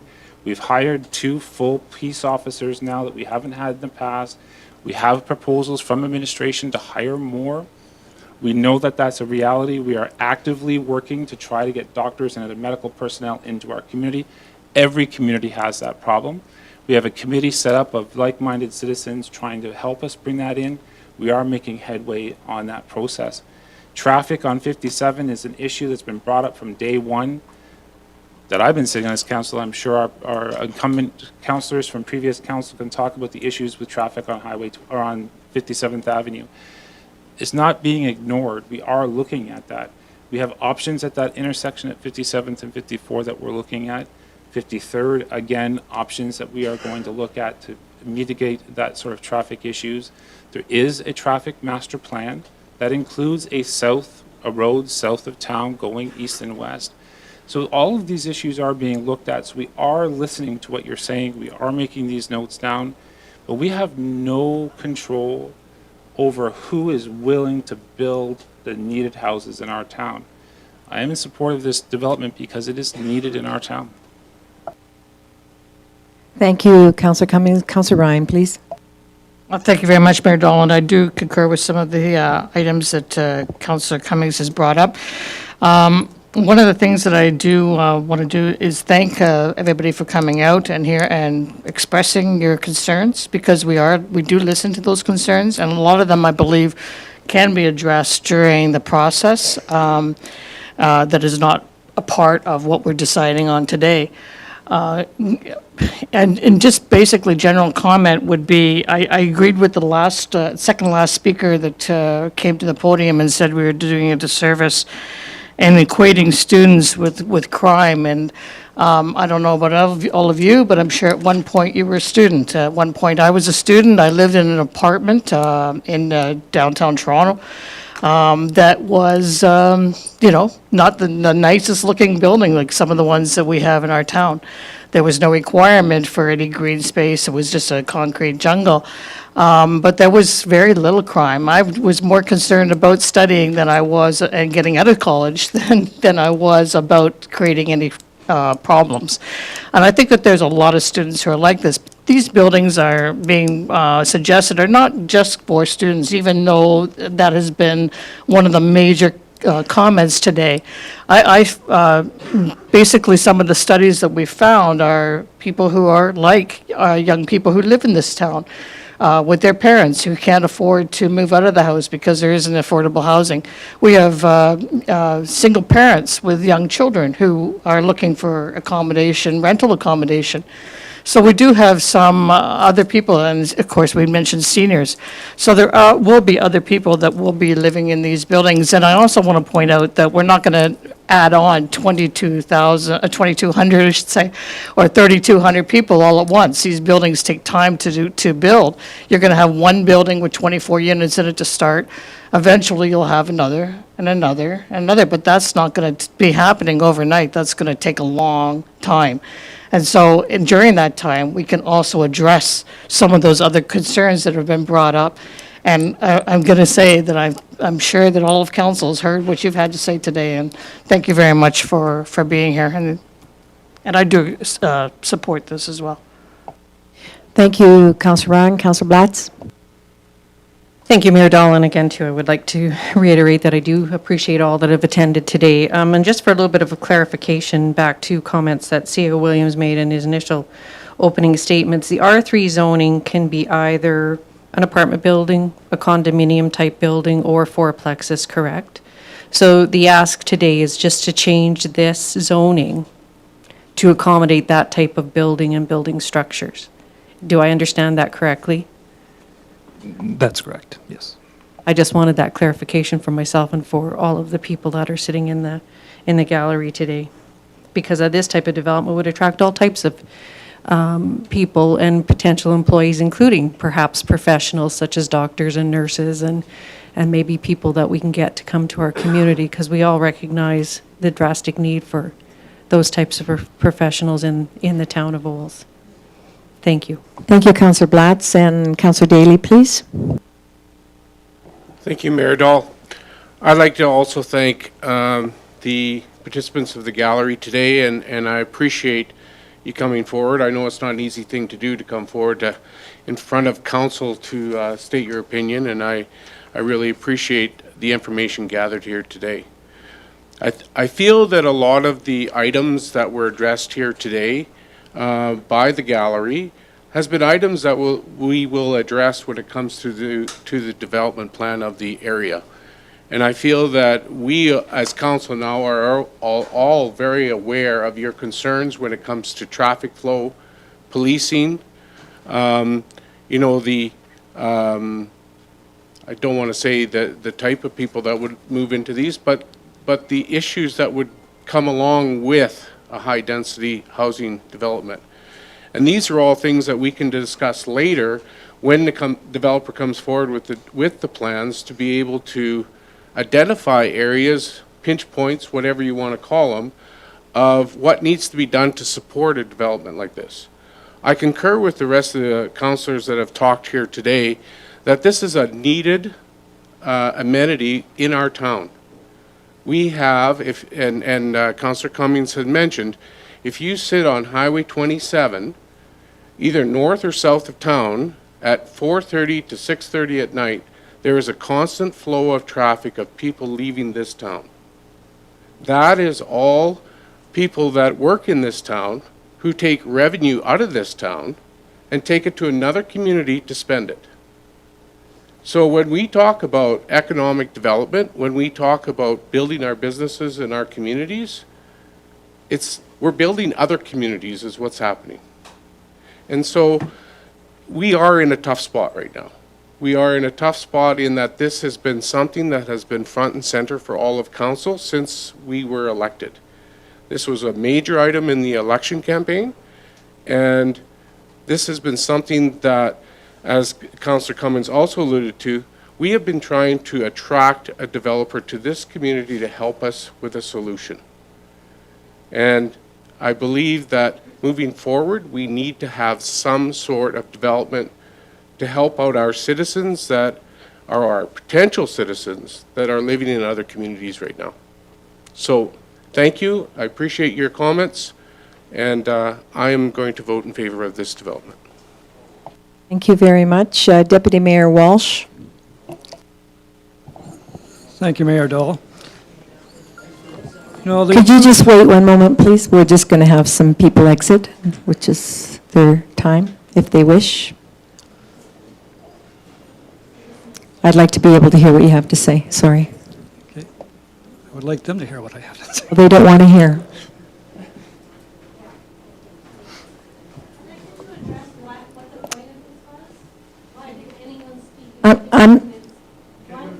I'm sorry.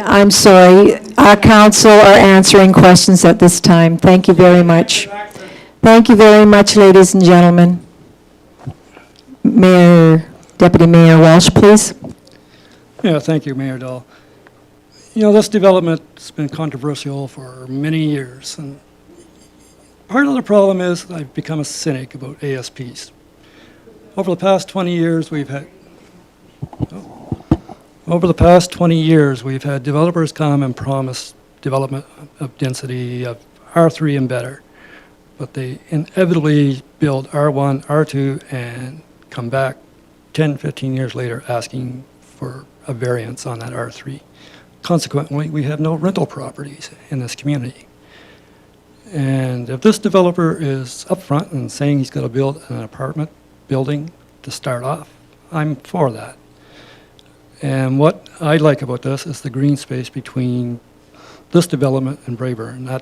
That was missing at a previous one. So yeah, in a way I support this. It's a zoning issue, but the development part of it, I think we need to really look at what these citizens have brought to us and really address their concerns. So that's where I'm at.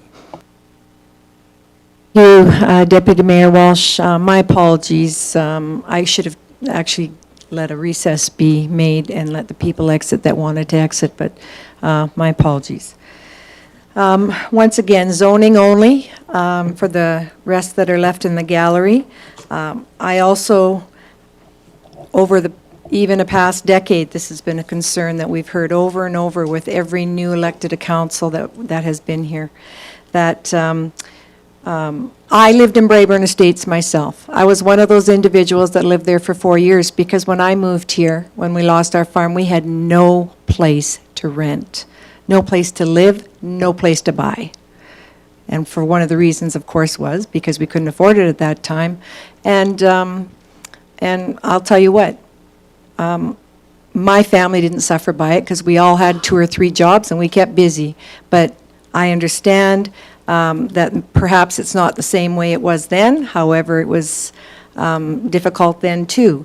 But I hate to use the scenario of people with the college students, because I remember the day when this council and past council and the community of this Olds built a community learning campus, and it was said that it would never work. College students and students will never be able to learn together, and that has surpassed itself. So I have to move forward with my council on behalf of this community for everything we have on our plate today: policing, doctors, dentists, environment, schools, buses. They've all been hitting us very, very hard.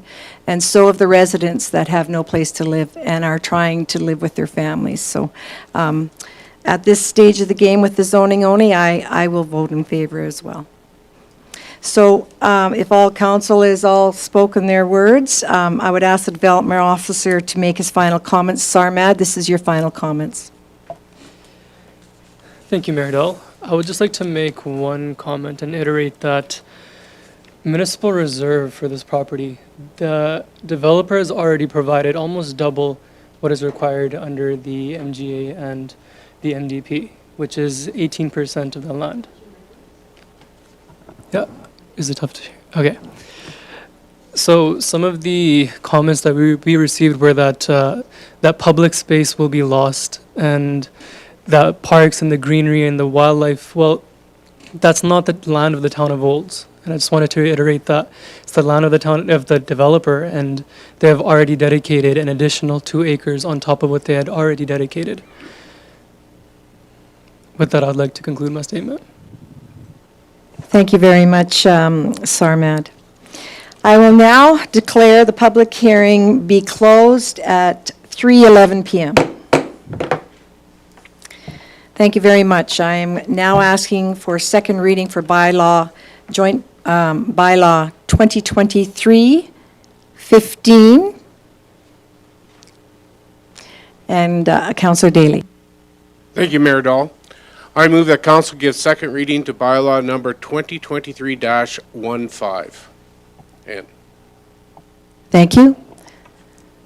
I will now call the vote. Those in favor? That is carried. I'm looking for third and final reading for bylaw 2023-15.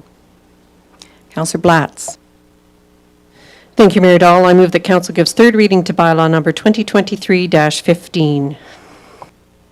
Thank you, Councillor Blatz. I will call for the vote. Those in favor? That is carried. Thank you. We are looking now for second reading of bylaw 2023-16, please. Councillor Wilson. Thank you, Mayor Dahl. I make the motion that council gives second reading to bylaw number 2023-16. I will call for the vote. Those in favor? That is carried. And third and final reading, please, for bylaw 2023-16. Councillor Ryan. Thank you, Mayor Dahl. I move that council gives third reading to bylaw number 2023-16. Thank you. I will call for the vote. Those in favor? That is carried. Thank you very much, and I will now call a 10-minute recess. Are you okay? Just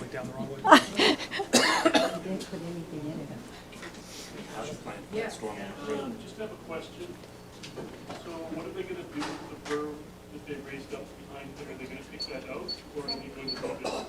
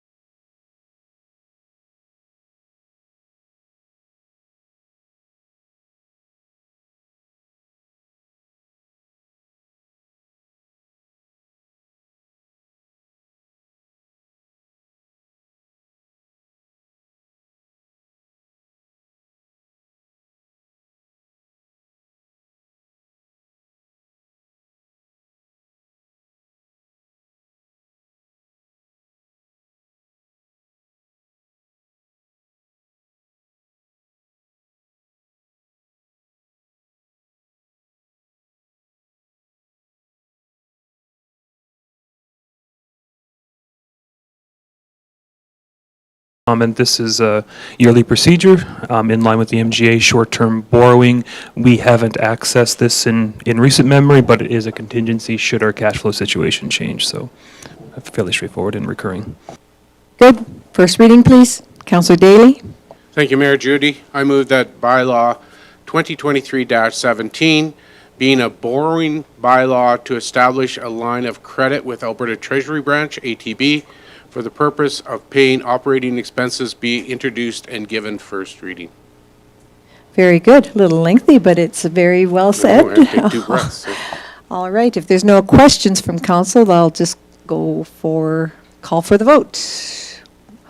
Call for the vote. Those in favor, thank you. Okay, we're getting back on track here. That's carried, thank you. And I saw Councillor Blatz's hand up for second reading. Thank you, Mayor Dahl. I move that bylaw 2023-17, being a borrowing bylaw to establish a line of credit with Alberta Treasury Branch, ATB, for the purpose of paying operating expenses, be given second reading. Thank you, Councillor Blatz. I will now call for the vote. Those in favor? That is carried. We're looking now for permission consent. Councillor Cummings. Thank you, Madam Mayor. So I move that unanimous consent be given to present borrowing bylaw 2023-17 for third reading.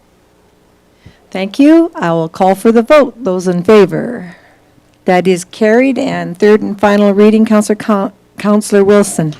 Thank you, Mayor Dahl. I make the motion that bylaw 2023-17, being a borrowing bylaw to establish a line of credit with Alberta Treasury Branch, ATB, for the purpose of paying operating expenses, be given third reading. Thank you, Councillor Wilson. I will now call for the vote. Those in favor? That is carried. Thank you, ladies and gentlemen. We are at 5, new business, page 38 of your agenda, and this is a policy to rescind a request that council has previously discussed. I would just ask for a motion for this. We've all discussed this quite thoroughly. Policy to rescind. What? I'm sorry. Deputy Mayor Walsh, I thought you were looking at me, sorry. Thank you, Mayor Dahl. I move that the following council policies be rescinded. 120C, Public Art. 401C, Municipal Enforcement. 402C, Operation of the Fire Department. And 401C, New to You Grant. 801. Yes, that's correct.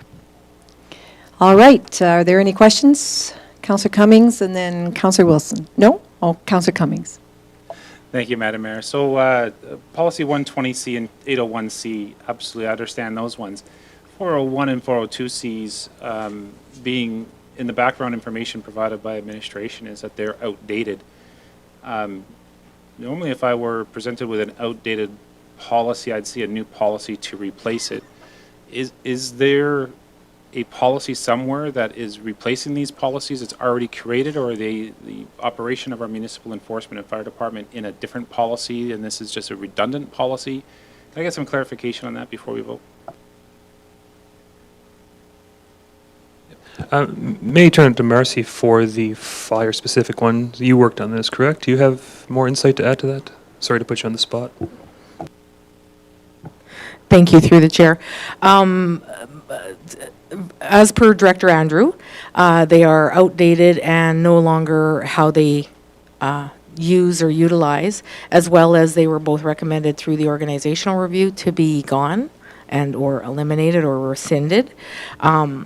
As for coming forward with a new one, I believe they are in the process of updating this municipal enforcement manual that's on there that is a supporting document, and I believe that's how they're going to be coming forward with their standard operating procedures versus through a policy, so to speak, and working in conjunction with the Solicitor General.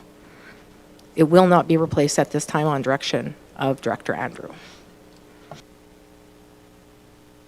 Sorry, I Yes, added C.O. Williams. Yeah, thank you. The municipal enforcement one, I know the broad summary is that the policy is already covered by the I guess I'll call them rules, guidelines that we're given to operate after our CPOs are appointed. So it's redundant essentially. The fire one was a recommendation on the org review, but I'm just not sure of the mechanics of the why and how of what it will look like later. But that's it. Mercy. Thank you, through the chair. 402C was created by the last council to specifically deal with requests to use the operations fire department. And as well as they incorporated at the time the establishment of, and what the CAO is saying is applicable to this one as well. It's already covered off in the acts and such. We don't need to reiterate it in a town policy. When it's covered in act, that we will do it, was the intention or the rationale. Thank you for that question, Councillor Cummings. We now have a motion on the floor from Deputy Mayor Walsh. I will call for the vote. Those in favor? That is carried. All right, page 46 of your agenda, please, item 5B. This is the fair trade donation request after we've had our P&P presentation. I would ask for a motion on the floor, please. Councillor Blatz. Thank you, Mayor Dahl. I move that council approve a sponsorship in the amount of $1,500 to the Fair Trade Olds in support of bringing the cacao producer to the Olds in fall of 2023. Thank you. I'm certain that our CAO would be happy to send that letter. I know council is, if we so choose to vote for this. And also, please don't forget to support your fair trade local businesses. Are there any further questions to this motion? I will call for the vote. Those in favor? That is carried. And I look forward to that letter being sent. Now, page 49, please, development permits, item 5C, and we'll start with development permit DP 23083, and this is a variance to an accessory residential. And Councillor Ryan has a statement to make before we start. Thank you, Mayor Dole. As council is well aware, I'm on the SDAB, so I will recuse myself from this conversation as it will be on conflict. Thank you, and we'll call you back when we're done. Thank you. You're very welcome.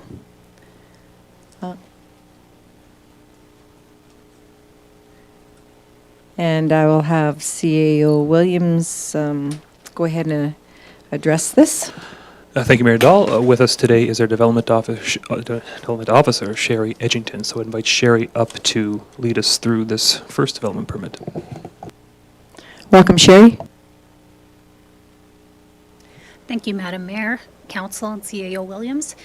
This application is an application for 3210 50th Avenue.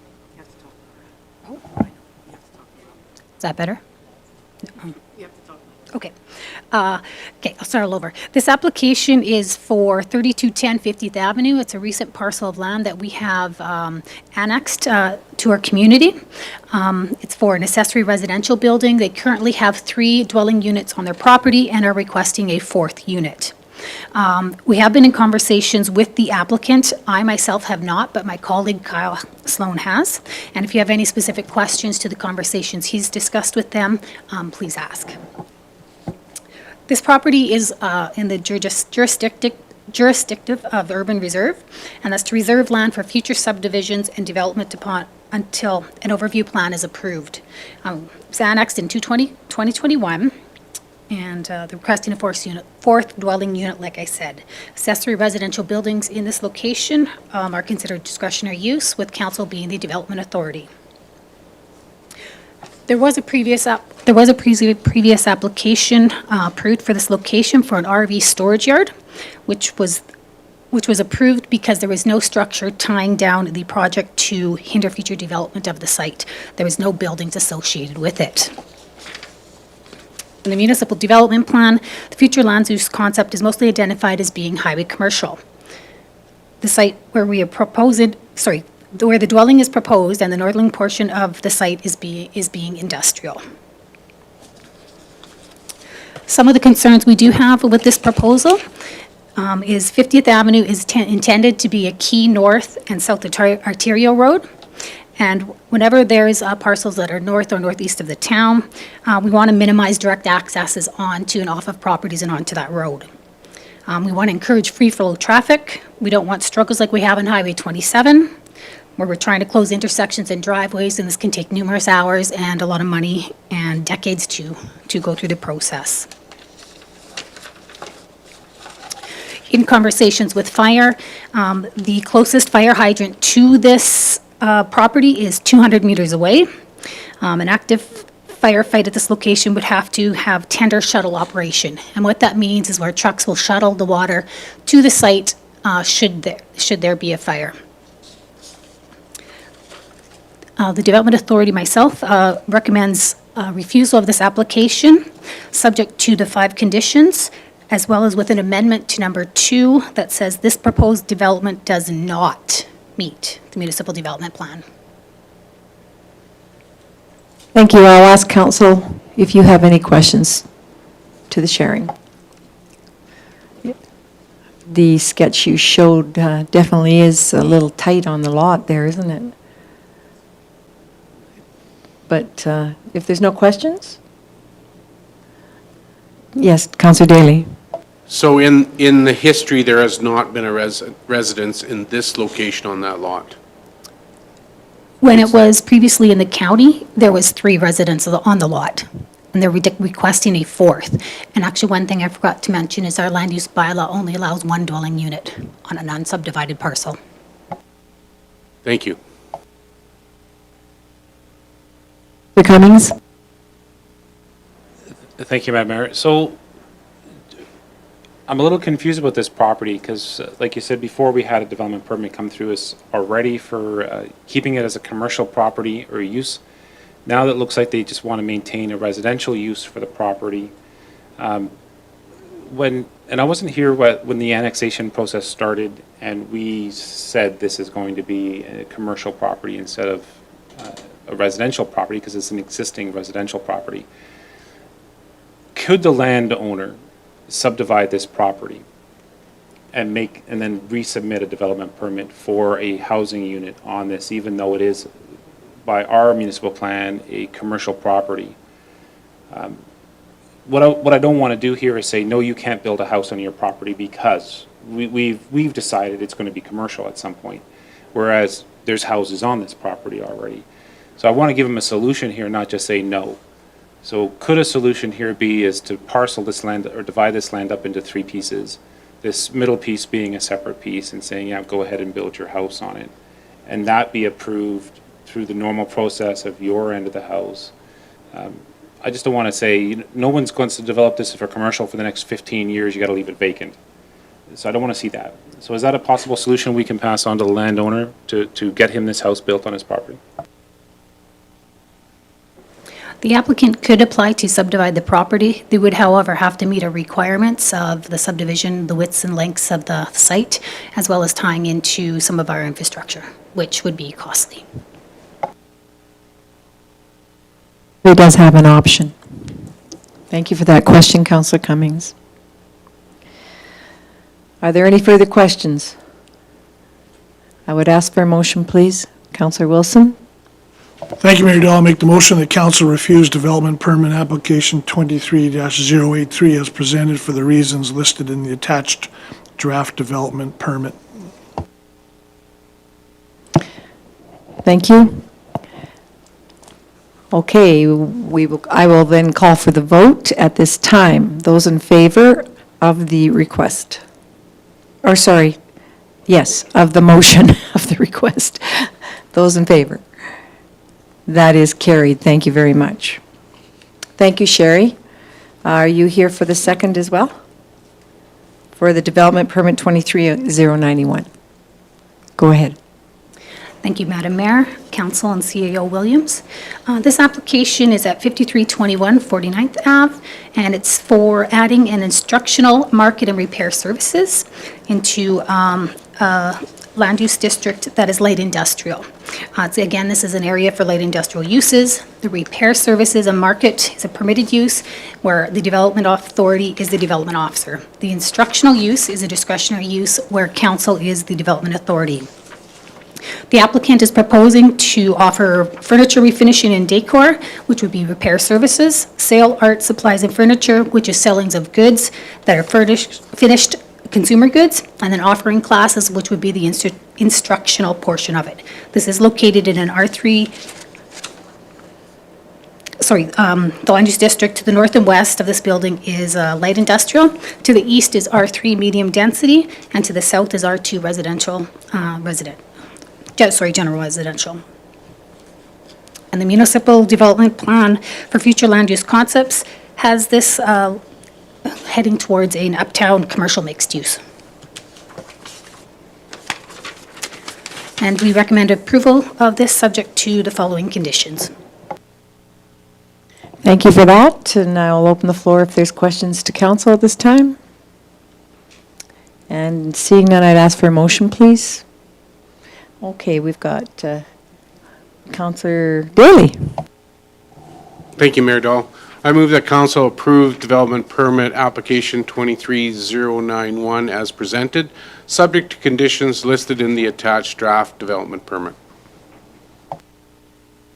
Thank you, Councillor Daly. I will now call for the vote. Those in favor?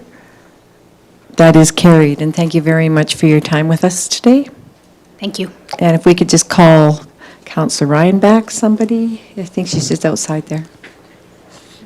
Thank you.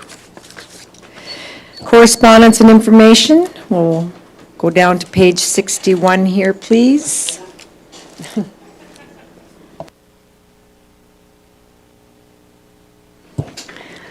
Thank you. Councillor Ryan is back now. So page 61, there's only one item, and this is a letter that was received that I wanted to have shared with council, that our Minister Rick McIver is back, and he's happy to be back, and it's good to see he's back.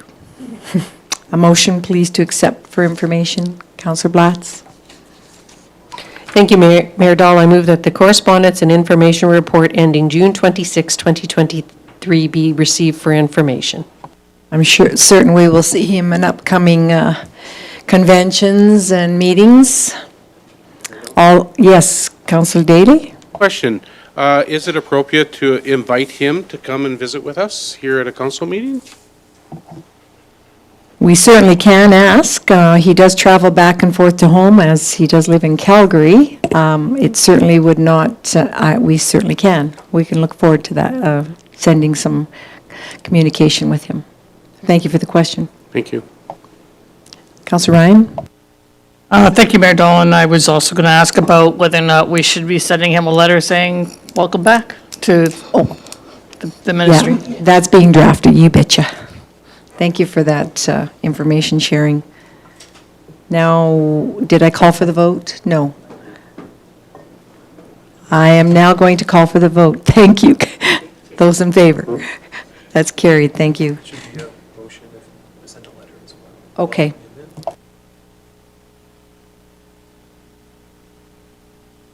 Yeah, sure. Let me do it now.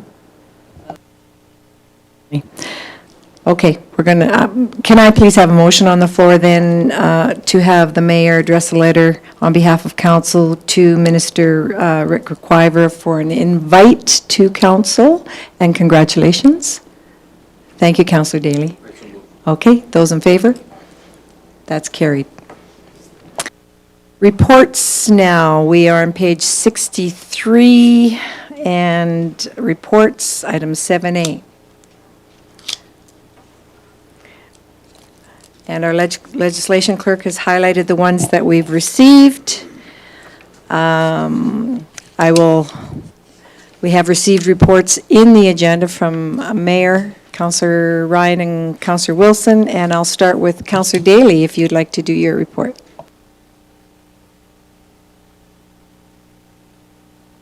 Thank you, Mayor. I'll just bring it up here. I could just move down then and we'll go to Councillor Blatz. Thank you, Mayor Dolan. I did submit my report early this morning, which is rather late. I CC'd all of council and our legislative clerk, Ms. McKinnon, on it. And I did highlight what I have attended in the past, but I have two points of notation I would like to make. That I did attend both the Water Commission meeting, and we are 1.02% over our budgeted amount of purchases to date as of May 31st.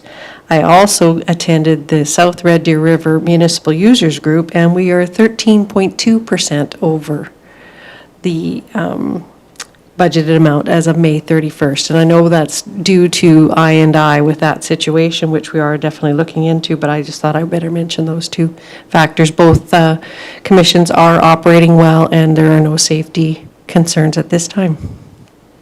Just another question. Has Mr. Van Duesberg been asked to come to council today? I haven't, no, he has not. I have extended the invitation, and he's just waiting for us to, I said it probably wouldn't be till September, and he would like to himself join our PNP meeting perhaps in early September, along with our chair, who is Mayor Lance Colby from Carstairs. So, would it be proper then for us to send him an invite by letter? Yes, I had a notation to send an email out to you tomorrow. Okay, I'd like a motion then, please, to invite Mr. John Van Duesberg from the Mountain View Regional Water Commission to speak at future council meeting. I will do Policies that. and priorities. Thank you, Councillor Blatz. And including the CAO, or the chair of the Water Commission, which is Mayor Lance Colby. Thank you very much. Those in favor? That's carried. Thank you. Now, would you like me to come back to you, Councillor Daly? Yes, thank you, Mayor Dahl. Thank you. I also submitted a report to Marcy in regards to my activities in June. So attended all regular council policy and procedures, as well as CAO conversation meetings, attended the governance workshop. Some of the highlights were the physician attraction and retention committee that I have attended 2 of those meetings since I was appointed. We're just starting to get our feet under us. The first meeting was basically an introduction and kind of a look back and see where we've come from and where we think we should go. And so in the last meeting we had, we appointed the directors. Myself is going to be the treasurer of the committee. And we're going to start the process of applying for grants and so forth, as well as we are looking at the terms of reference right now and going to get those ironed out and make sure everybody's on board with the terms of reference. In my opinion, very good committee, very engaged. We have a very diverse number of careers, paths, whatever you want to call them, that people are sitting on the board, so it's nice to see all the different opinions and insights into where we're going. So other than that, that's about it. So I've asked Marcy to include that in the set of minutes. So. Thank you very much. It's exciting to hear some of the key messages from your group in the near future. And now, Councillor Cummings. Thank you, Madam Mayor. So just a couple things to highlight in my month here this past month. Of course, all the regular attendance meetings, service level review, PMP meetings. I did attend the joint dinner with the Olds College executive and board of directors. They had just elected their new board of governors. Sorry, wrong term. So there was a lot of new faces there at the dinner. Got to say, a great group of people, though, especially sat down next to the college student representatives, which is an interesting conversation whenever you talk to the students about their school when they're that passionate to join council like that. So it was a very good night to continue building on that relationship that we have with the college and the students, which can only get better in my mind. The other really interesting event that we attended was the the name is a stumbling block for me. The AB Municipalities, or AB Munis Summer Municipal Caucus event in the village of Delburn. Other than the fire alarm that took us out after lunch, it was a very interesting event. I really appreciate going to events like this where we can communicate and have conversations with our other communities in the area. Did have a couple of really good conversations with the representatives from the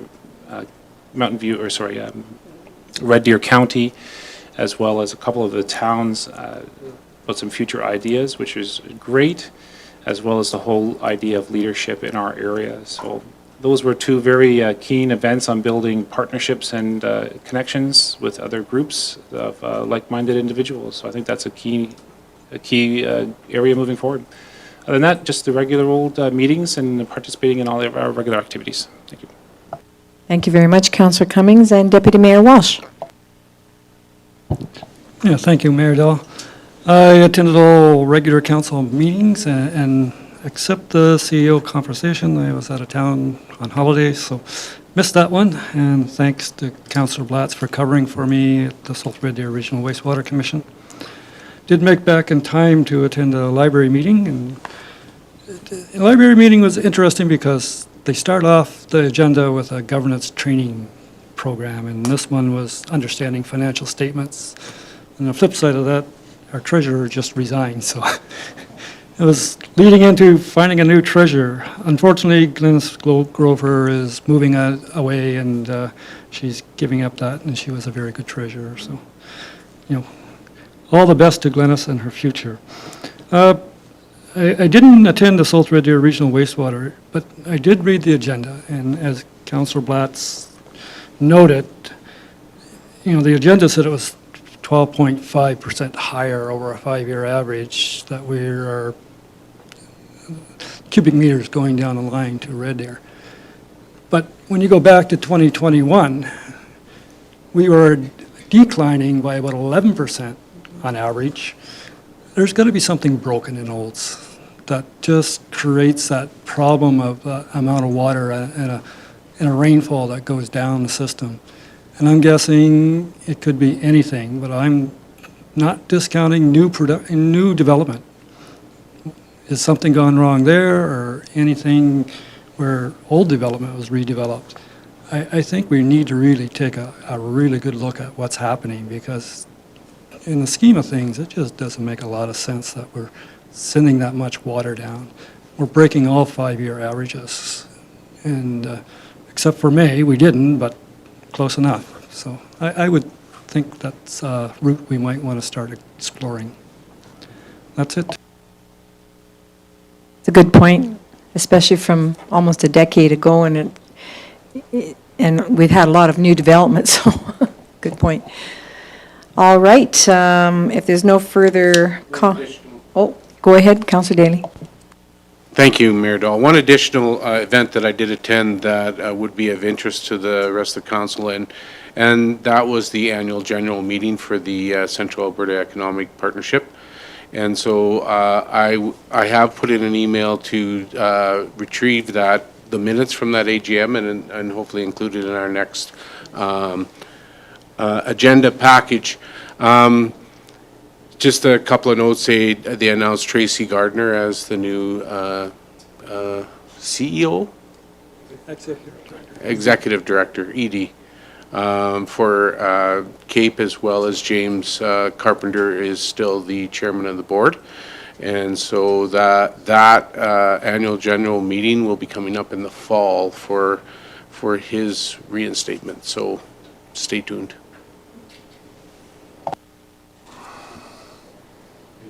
Councillor Wilson. Thank you, Mayor Dolan. Just two small items as a supplement to my written report, which is in the agenda. And one is, as well as attending the dedication at the Mountain View Museum, or the Olds Museum, I would just like to mention they are having a fundraiser, Buy a Brick, and it's a great opportunity. I believe their objective is to raise funds, as was presented earlier to council, for that connection from the main building through to what I'll call their classrooms. So they do have a fundraiser underway, and I think to date they've raised $10,000. So just encourage people to support that. And the other item that I attended was the Bowden Institution Open House, which was very interesting and very informative. the folks at the institution did offer, something for council to consider and administration to consider at a future point in time, a group of individuals, council and administration, going to the institution for a separate tour and info session, or conversely, having somebody from the institution come here.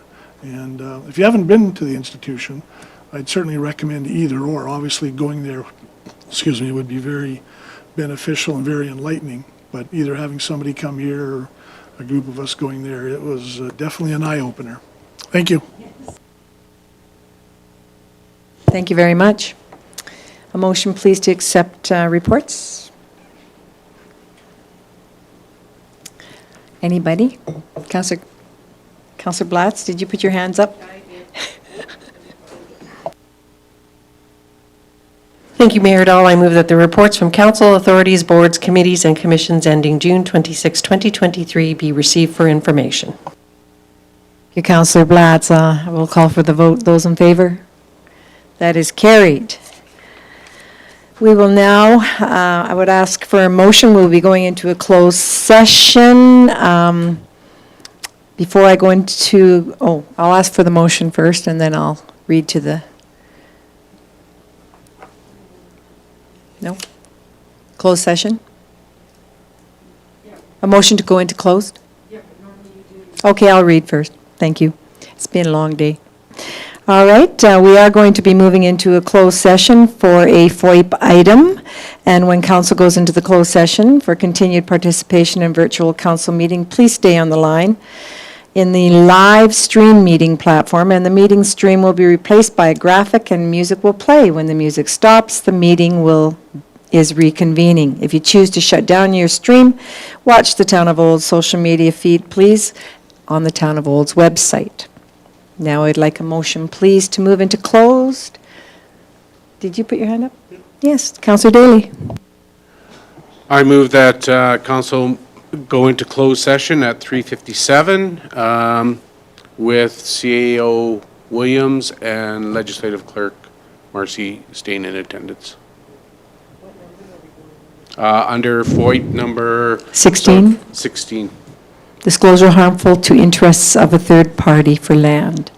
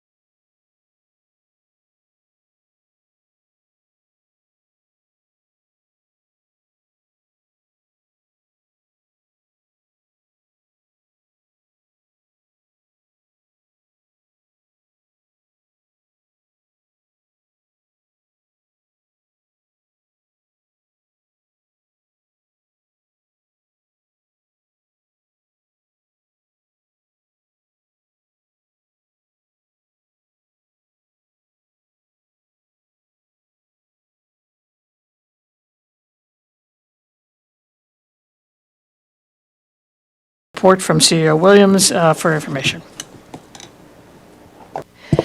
Thank you, Councillor Ryan. I'll call for the vote. Those in favor? That's carried. Thank you very much, and I adjourn the meeting at 4:12 p.m. Good night.